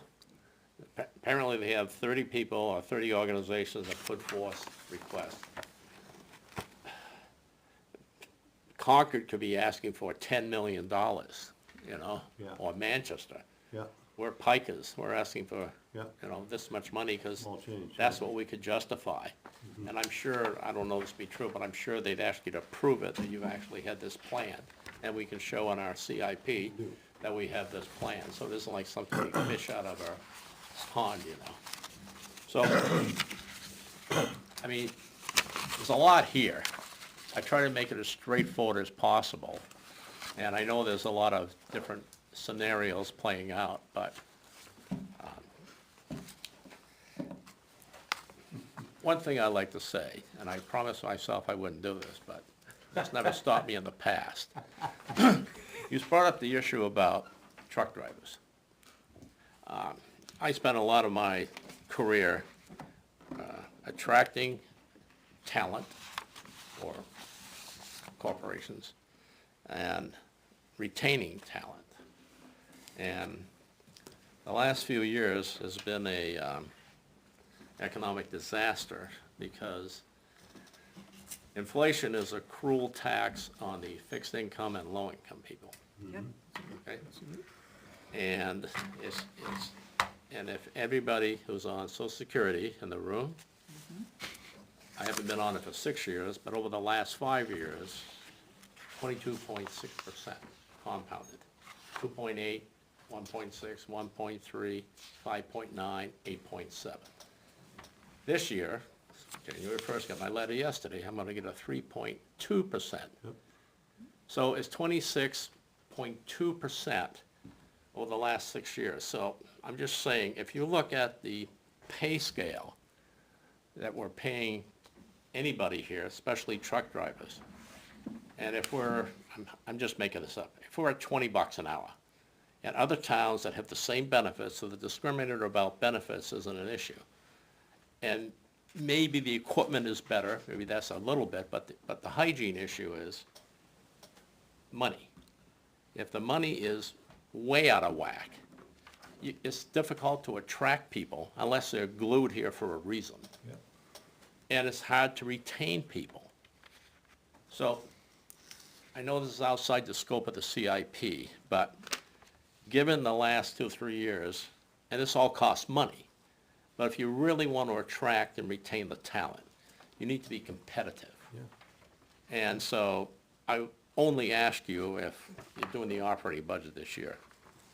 I know it's taboo to try to put something, extra money in the operating budget because it'll get voted down. But special warrant articles have passed in the past for making adjustments for wages. I'm just saying, our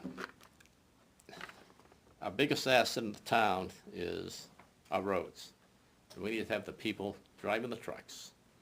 working them. If we don't, we're fooling ourselves. We're just kicking the can down the road. We may be saving money on this year's wages we're not expensing, but we're not getting the work done. It just piles up. So, any other questions? Thank you all. Thank you. Thank you, Jack. The article in the last of, Where in the World News talked about the bonus plan that they're Yeah, trying. I saw that. Yeah, So we'll see if that helps. Yeah. As far as drawing in some, this is strictly during plowing season, not for the year round.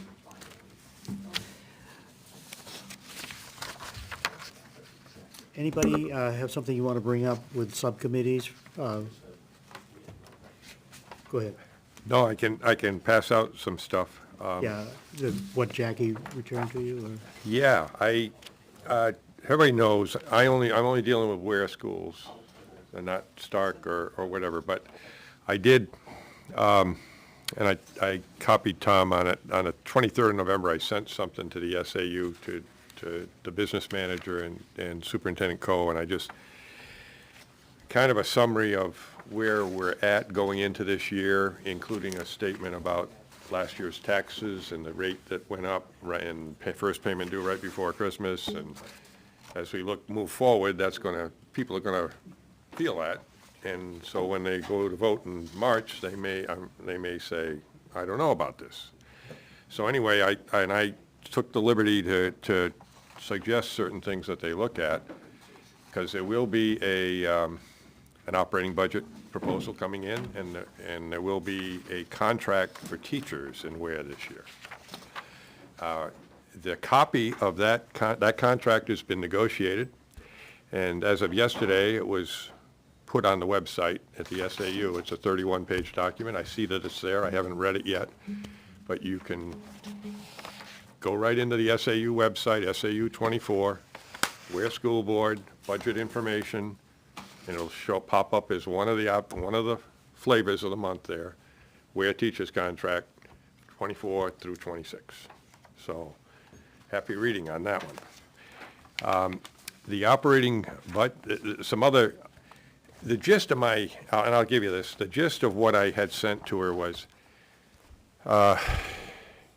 you're going to view the teacher's contract as probably the most important vote that's been taken in Ware for schools for who knows when, because as everybody's, like you just said on plow drivers, they're competing for teachers, this and that. What I tried to get across to Superintendent Coe was, it's not as much what the teachers want, it's the administrative overhead in the education system when the population is declining and the number of people in the administrative staff and the number of classrooms we have seems to be steady state, or administrative costs, overhead is increasing. If we're educating fewer students, where can we make reductions in the number of people, because people are our most important cost, that can be combined or increase class size to some extent? We're down under 20 kids in a classroom for the most part. I mean, for example, when they sold full-day kindergarten a couple of years ago, it was going to save costs, and I questioned it at the time. I said, I don't believe that.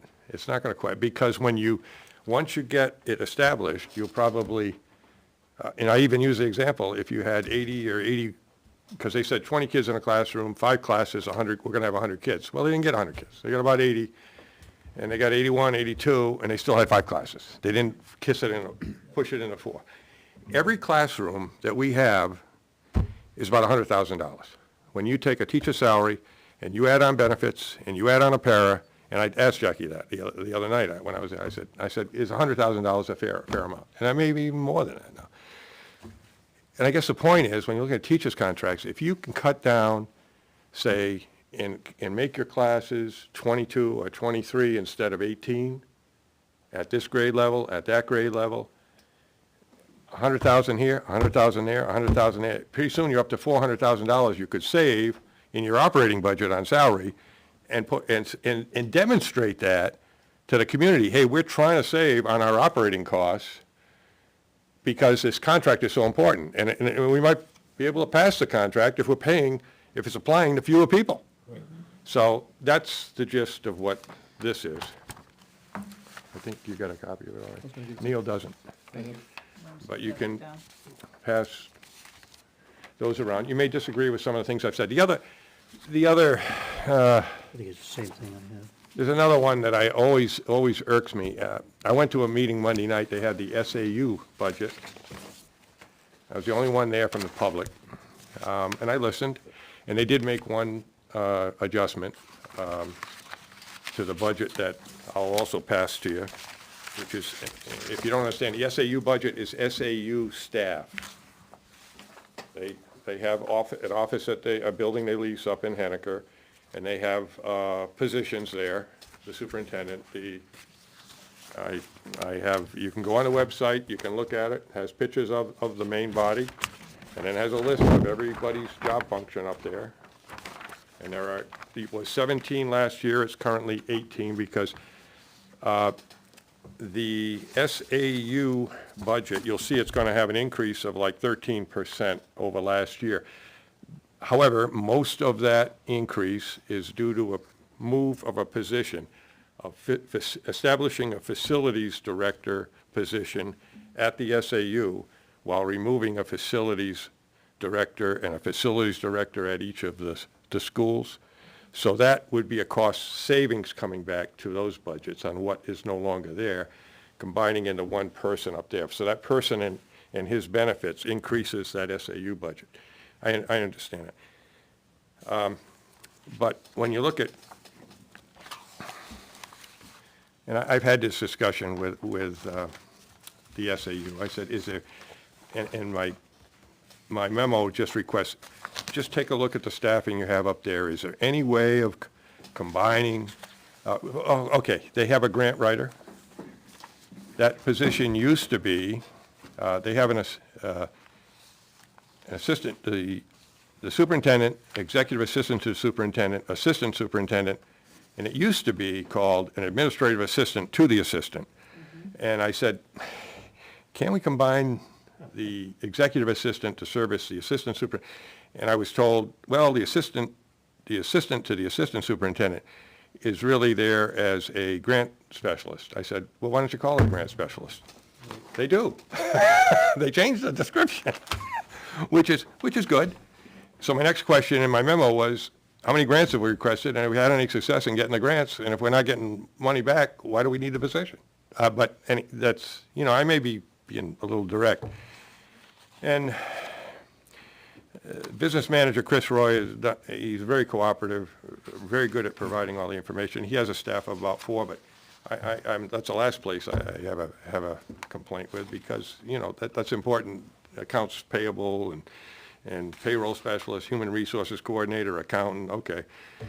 They also have a community outreach coordinator. I don't know what that position does. I believe, from what I saw when kindergarten, full-day kindergarten was proposed, the community outreach coordinator was very good at promoting why we should vote yes on full-day kindergarten. So I view that position as more promoting contracts and the bottom line is, test scores are not, they're not good. We know they're not good. Ironically, at the elementary school level, they actually held the line, and maybe that's part of the program on K through 5 that they've changed over at the elementary school that's paying off. I don't know. But if test scores are going down, everything we should be doing should be geared to improving test scores, and adding or not taking a hard look at overhead administration gets in my craw a little bit. So, so anyway, I'll get off the high horse on that. Can I just? Go ahead. The SAU budget is approved by the SAU board. Nobody has a say in that except for that board. It's not, we don't recommend it or review it. It's 1.9 million just got passed. Yeah. Up 200,000 from last year. Henniker, John Stark, Ware, Stoddard all pay a proportional share. It's not an equal 4 share, it's based on population. But it went up 200,000 this year, and it's not checked by any group other than electing people to the SAU board. Right. So I just wanted to make that point. He's talking about a $2 million budget for that, for administrative, yeah. One thing on just a quick side note that was mentioned, they are on a 10-year lease for the building that they're in at the SAU. They can cancel that with 1 year's notice at any given time. And there is some discussion, and they are looking at it, it's only in the initial stage, but possibly moving the SAU staffing down to the high school, because there is room at the high school for that. That would actually, I would applaud that, I assume that would be a savings, okay? But that isn't gonna, it's gonna have, but that's a good sign, that's a good sign, if that can be done. Are they gonna hire a couple of moving coordinator full-time positions? No, oh, stop. But that's, okay, that's good, that's a good thing. At one time, they were talking about doing a new building in where they could also place the preschool. I know that's history, but it was. Yeah, well, there is one, there is also a group there, they talk about it where, and yeah, we need to be looking at long-term for Center Woods. I just heard that long-term for Center Woods. Okay, what's that mean, you know? They mentioned that last night, the Yeah, other night. yeah, yeah. But with the population going down, and that's, we see it, it's been going on for the last 10, 15 years, it's continuing to decrease, and that is the indication going on forward for the next 10 years. Theoretically, we're not gonna need to build, we can actually shift things to the high school and things over to the middle school, and we should not need two buildings if we keep going at this lower rate. Well, just for grant, I mean, I went back as far as 2007, 2008. We had 1,166 students in elementary and middle school, and we're in 2007 to 2008. 10 years later, it had dropped to 1,006. October of '22, it was 897, and this year it's 825. So Down 72. yeah, Wow. the From last year. trend is consistent. And there may be a lot of reasons for that. People say, well, the declining population. I don't know, I didn't take a survey, I don't know how many people are homeschooling these days, but I think some of your private schools, like Bishop Brady, Concord Christian, I think they have no problem with filling up and waiting lists, so that's a preference of people have, if they can afford the option, they may be looking more at that, I don't know, but I don't think the class sizes are gonna go up. Quick note, GMR rate, we always talk about that, you know, guaranteed maximum rate that insurance benefits can go up. Health insurance and dental this year is 12.1 in health and 4.7 for dental. Yep. And that's kind of where, a lot of times it doesn't reach that level, so, but they have to put it in there, or they do put it in, but I think it's prudent, they put it in their proposed budget, and it also drops to the default budget. Either way, that's what it's gonna be. And you know, at the end of the year, when they return money, a lot of times, one of the reasons is they may not have had all their positions filled, but it also may be that the actual rate comes in half that. So there's money left over. The amount of money that was returned by Ware School District last year was over, I have the exact number here somewhere, but it was over $600,000 that came back to help offset taxes. That's from Ware schools. I don't know what it was for Stark. I heard, I think Chris told me it was somewhere around 400,000, but that's split between Henniker and Ware. Ware gets a bigger portion of that, about probably 2-to-1 ratio. So last year, they had a budget that was a default budget, Ware schools. It was very close, it was only really about 60-some thousand yeah. of what the proposed budget was. So when you got the option to vote, you really didn't have much of a choice. It's gonna be the same no matter what. I mean, on a $17, $18 million budget, it's gonna be $60,000 is like peanuts, you know, comparison. So you really don't have a choice when you're voting for that. But on even on a default budget, you still had over $600,000 returned. So when I put in my memo, I said, take a look at where that $600,000 didn't get spent. Make sure that when you're looking forward at proposed budget, if historical spending in a certain category is never reaching what you're proposing, bring it down, you know, and save a penny here, save a penny there. Pretty soon, as Neil says, you're talking about real money.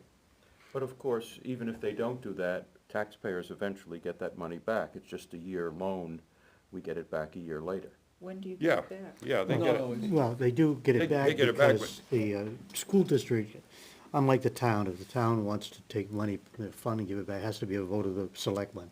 But in the school districts, it's an automatic, Yeah. what's left over, unless back. there's a warrant article that preserves it for some specific reason and that passes, then it automatically goes to offset the taxes, so it does come right back. Comes back, they just get to have the money Yeah, for a But you year. don't really get it back, they just get to add it to their budget, No. as opposed to us hanging No. on to it. No, it comes back via the state to the town.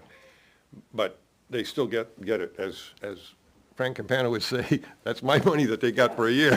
I use Frank as an example of, but, Geez, But- what often holds up, for a few weeks maybe, the town setting the tax rate, is that the schools have to get all of that together, you know, how much is coming back. If they have to get all their ducks in a row, and then that goes to the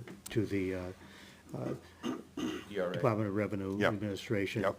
And then comes back to the town Yep. after that's been reported. So sometimes the town's a little later, not late, but later, setting the tax rate because they're waiting for the schools. And that's a big factor in it right there, which you Yep. identified. How much money are the schools able to give back? Back, yeah. In order to offset the tax rate? yeah, because when you say, like, what they can put aside, they do have that one that John Stark that really got in my craw 2 years ago, when we had the late separate voting during the middle of the summer for John Stark. They had they had one in there Parking that, lot? no, I'm talking about the one where they can set up a 5%? reserve fund, yeah, Right. Yeah, each that's year good. they can spend out of that, that the school board can spend out of it, and they can have a, you don't even get to say how that's spent. Between the school board and the school can propose it, and then they can have a public hearing to tell them what they're gonna do, but they don't get to vote on yes or no. That's between the school. And then that amount, if they spend something, a project on that, then they can backfill up to the 5% to fill it back up each year before they return money. So that, of course, can be repealed. Yes, it can. You probably have to go out and get 25 signatures. 20 signatures and put it on the ballot, anybody who wants to. I was just concerned, because I always said with the Ware District, no, we're not gonna do that one, are we? And they said, no. Well, actually, it comes back to bite them. I mean, like last year, the main reason that this group voted not to go with the proposed budget was because they had that slush fund sitting there, so they could easily make up the difference between the Right. proposed and the default if they so chose. So we decided not to recommend the Yeah. budget, Was that for Stark? Yeah. the Stark, yes. It's just I guess, a sensitivity issue that we would just like to see the boards and the SAU more sensitive to taxpayer concerns. Yeah, and I don't have any problem with, say, okay, there's money there at the end of the year for the Ware School District, and so they put on a warrant article with whatever funds are left, we're gonna pave the Center Woods parking lot, you know, There's, yeah.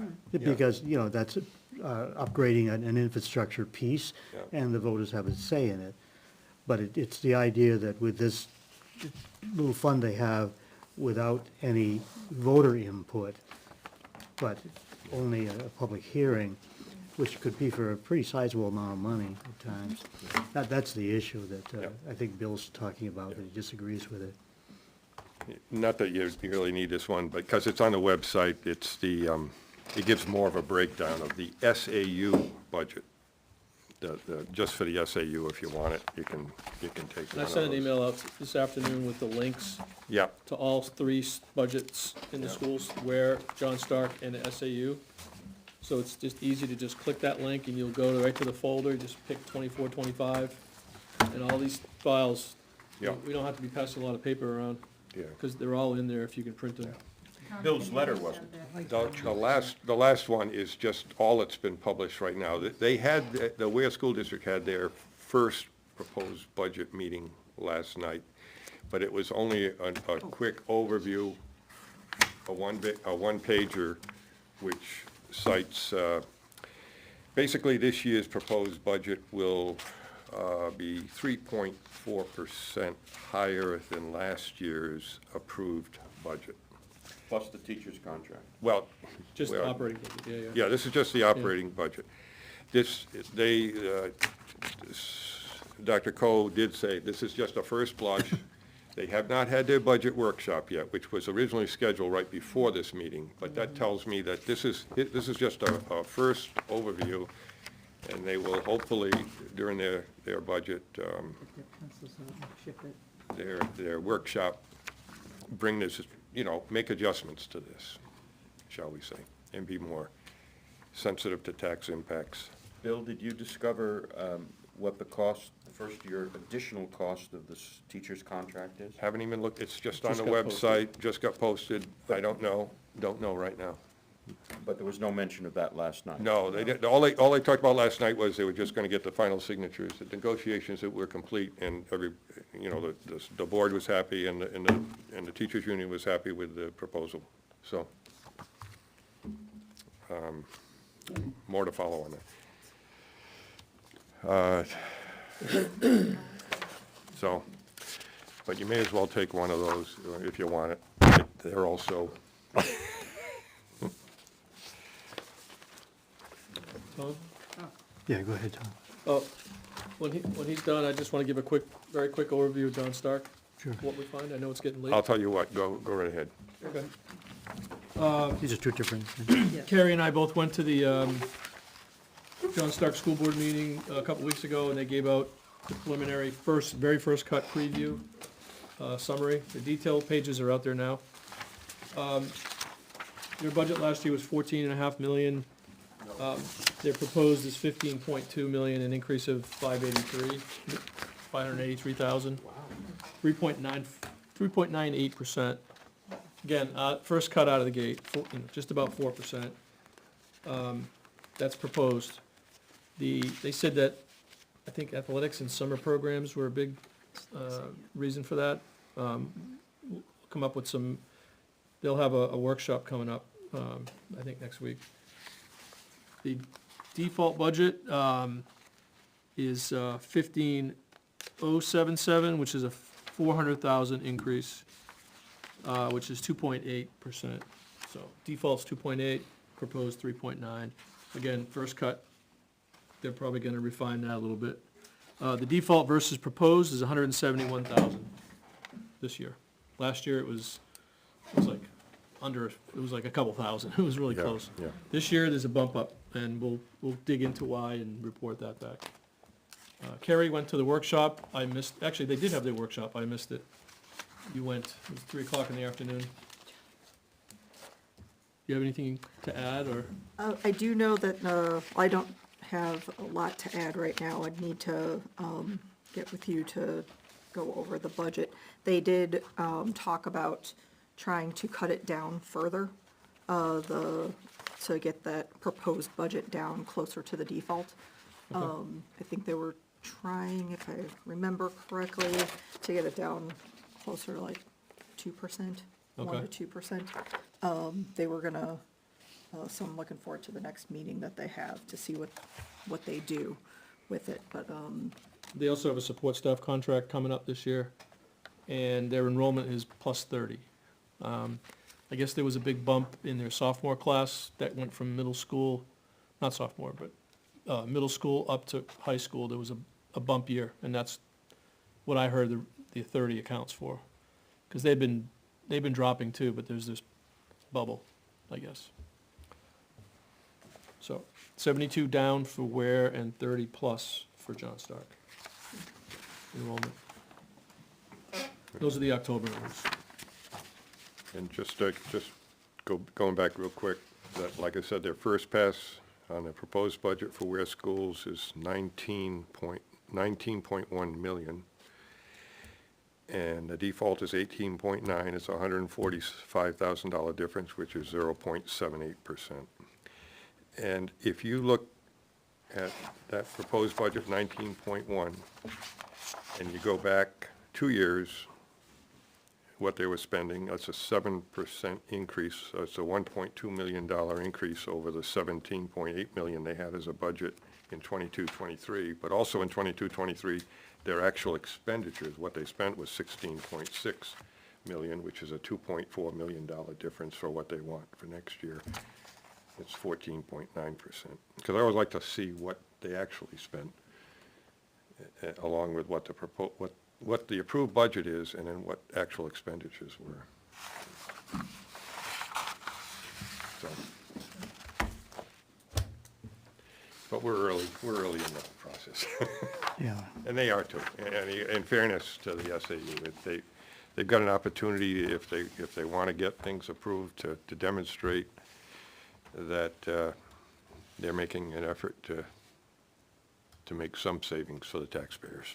Well, they have a seminar this coming week, next week, where they're going to address charter schools and these accounts that we have and why they're bad for the public schools. So this will be, they're gonna be pushing now for their budgets to get passed because of what's going on.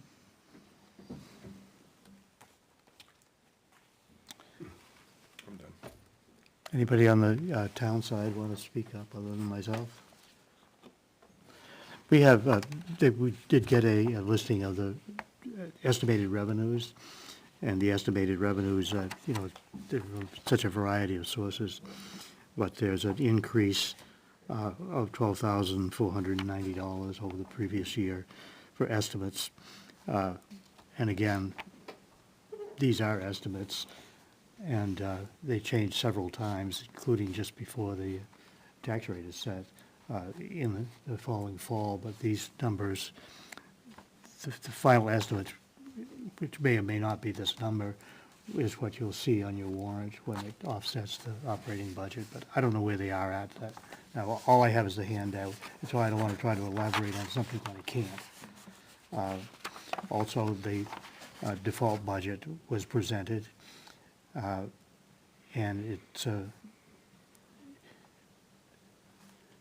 the approved budget for 2023 was total operating budget $8,135,031, and the default is $8,240,774.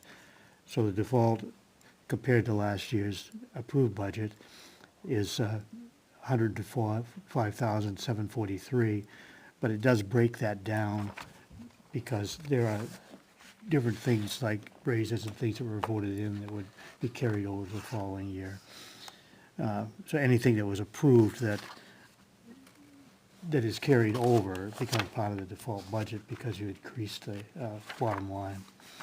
So again, that's not detailed, but that is what we have so far. And then the other bulk of time that the town has spent is looking at the CIP that we looked at tonight. Anything else, James, or? Just, you know, to say that, again, that a lot of this is all preliminary and things are Yes. subject to change without notice. One of the big ticket items, the police are going to be looking for at least 2 warrant articles, one for the new cruiser, and to establish a revolving fund to take care of a lot of their equipment as well. Where would they get the money from? There was, I don't have the whole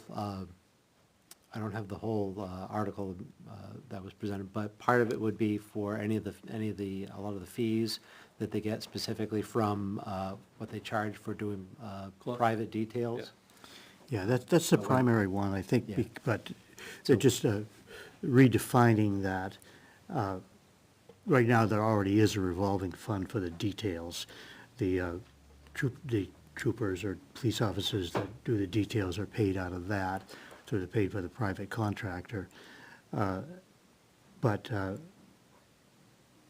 there is also money that helps pay for the cruisers. This is a piece of it that goes for the cruiser Right. use and so forth, and other things. I'm not sure exactly what they are. But what they're looking at doing is just, I think, broadening that a little bit so that it's more accessible for putting toward things like, directly toward a vehicle or, and again, some of it is automatically, I mean, you gotta pay the officers to do it. A lot of it's the safety equipment that they were. Safety, yeah, that's right. This current revolving fund is limited to what they can use it for, and they want to create a new one that's defined a little differently, in addition to the current one, but they want to split. The current Would the one's, voters have control of how that is spent, or is that gonna allow them to just do what they want with I think that? the BOS has to approve it. Yeah. That's not a good thing. I think, Naomi, a revolving fund, it's spent with Board of Selectmen approval, right? Yeah. But not voter approval. No, not a revolving fund. It's the same thing as a recycling. Transfer station, that's You know, the recycling is, It's not like the ambulance fund. what, No. that's special revenue. That goes to that fast. Why would we want that to happen? We wouldn't. well, you're speaking for yourself, of course. No, When I'm you say asking- we. Why would the town want that to happen? Well, I think if you saw the presentation, I can't, wait and we'll hear the presentation, and, because I don't have the background on it, that if I did talk it on a lot of hot air, which wouldn't amount to anything. So, we'll wait to get the background on it. This is just a preview of things that are yet to come. Yeah. That when they made their presentation to us, we should be seeing the final decision and be mean, able it's to not- discuss it at that point. A couple of years ago, Parks and Rec set up a revolving fund, which they use for expenses at Chase Park. So it relates to the usage. I mean, I don't look at it as anything bad, but I don't have the details to give you. Where are we at here?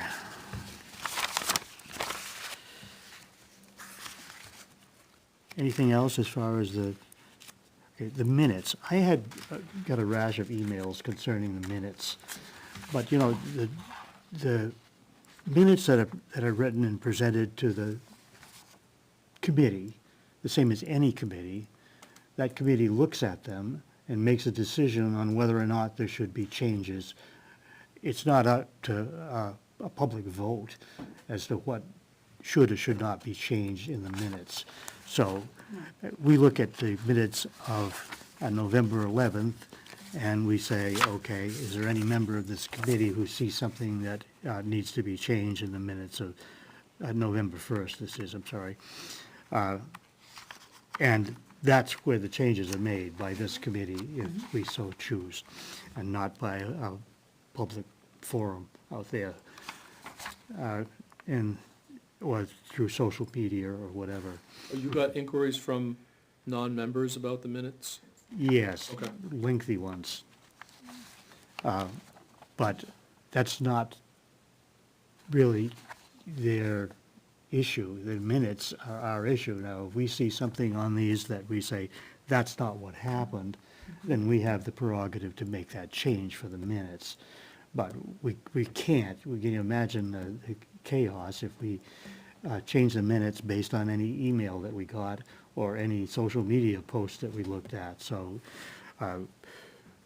sticking to the procedure that we would normally follow, is there anyone who sees something in these minutes that needs to be changed or an addition that needs to be made? The only thing I saw, which I was out of town at the time, my name was spelled incorrectly in a couple places, so I could, that was clerical. Nobody knew. You need to change your name. I know. That's what I think. Take care of it. But yeah, it's Okay. nothing important. What's the correct spelling, Jerry? K-A-R-I-E. Okay. Okay, so I entertain a motion to approve the minutes of November 1st meeting as amended, which would be the change of spelling. Yeah, I'll change the spelling. Okay. So moved? Could you repeat that? I will change the spelling of Carrie's name in the minutes, so it's consistent throughout the whole document. Okay. Consistently wrong. And that's K-A-R-I-E? Yes. Yeah. Tom, did you say you motion? I moved. I made the motion. I'll second. All right. Does anybody second that? Okay. Carrie. All in favor? of approving the minutes? Aye, aye. Okay. All right, what else do we have here tonight? Could I say something real quick? Sure. I think the minutes are great. Maria's doing a great job with the minutes. Yes, I agree. I like them. Very easy to read. Can I inquire as to what was wrong with them supposedly from the public If, as the secretary? I would have to bring you a booklet. Tell them they can email me and I'll No, talk to them. no, I'm not trying, I don't want people to think that we're not listening, and I listened, and in one instance, I wrote back, this was not for these minutes, but I wrote back at length, and the person was appreciative of my answer. But, you know, we just can't do business that way, you know, and it's not to be an insult for the person who's taking interest in what we're doing or in what the Board of Selectmen are doing, but, you know, it just wouldn't function to try to arrange that, so anyways. Upcoming meetings.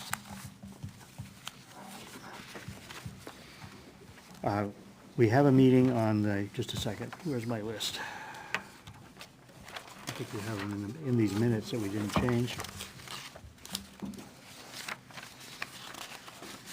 The bad news is that the only day that matches up with a time when this room is open, when the school district can do theirs, is on the 21st of December. I think we talked about that before, so. December 6th, we'll have a meeting, the fire department, and if anything else is, we can be added to that, fine, if not, then, and then, You might see DPW instead, because fire doesn't. pardon me? You might see DPW instead, because DPW is going on the 4th and fire's going the 11th. Yeah, well, we'll have a meeting for town business anyways on the 6th. And then on the 20th, we'll have a 20th or 21st? 20th for town. This is What time? 7 again? 7 o'clock. And then the 21st will be for the school district, 7? 7 o'clock. Same time, same place. So that's, the timing's not good, but, you know, we don't really need Christmas. At least a shopping party. So the 6th, the 20th, and the 21st? Correct. Those are the Those are the three. three. Yeah, it's- Yeah, the Ware School Board meets on the 19th. John Stark has a meeting on the 13th. And Ware School District Workshop is the 12th. We think 4 o'clock? We don't- think, it's either 4 or 6. We have to check that. The 19th, It's very what time? confusing. They publish one thing, 6 o'clock. we'll check back on that. At the meeting. Yeah, the Ware School District meets at 6 when they meet. Is that at Yeah. both middle school? Middle school. John Stark meets at 6, I believe. So the next, so the. At 6. 12, 13, and 19 are school board meetings. The 19th is where? School I'm is sorry. normally at 6, right? They're all at 6. Yep. So I'll go again. December 12th, Ware School District Workshop, 4 or 6, not sure. December 13th, John Stark, regular meeting, 6 o'clock. The 19th, Ware School District regular meeting, 6 o'clock.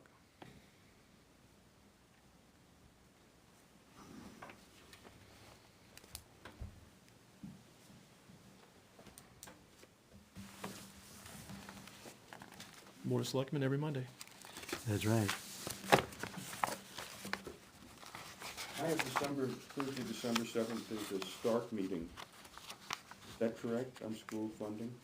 There's a lecture at John Stark High School about adequate funding. Oh, okay. That's what Lori was talking about earlier. So yeah, 12/7.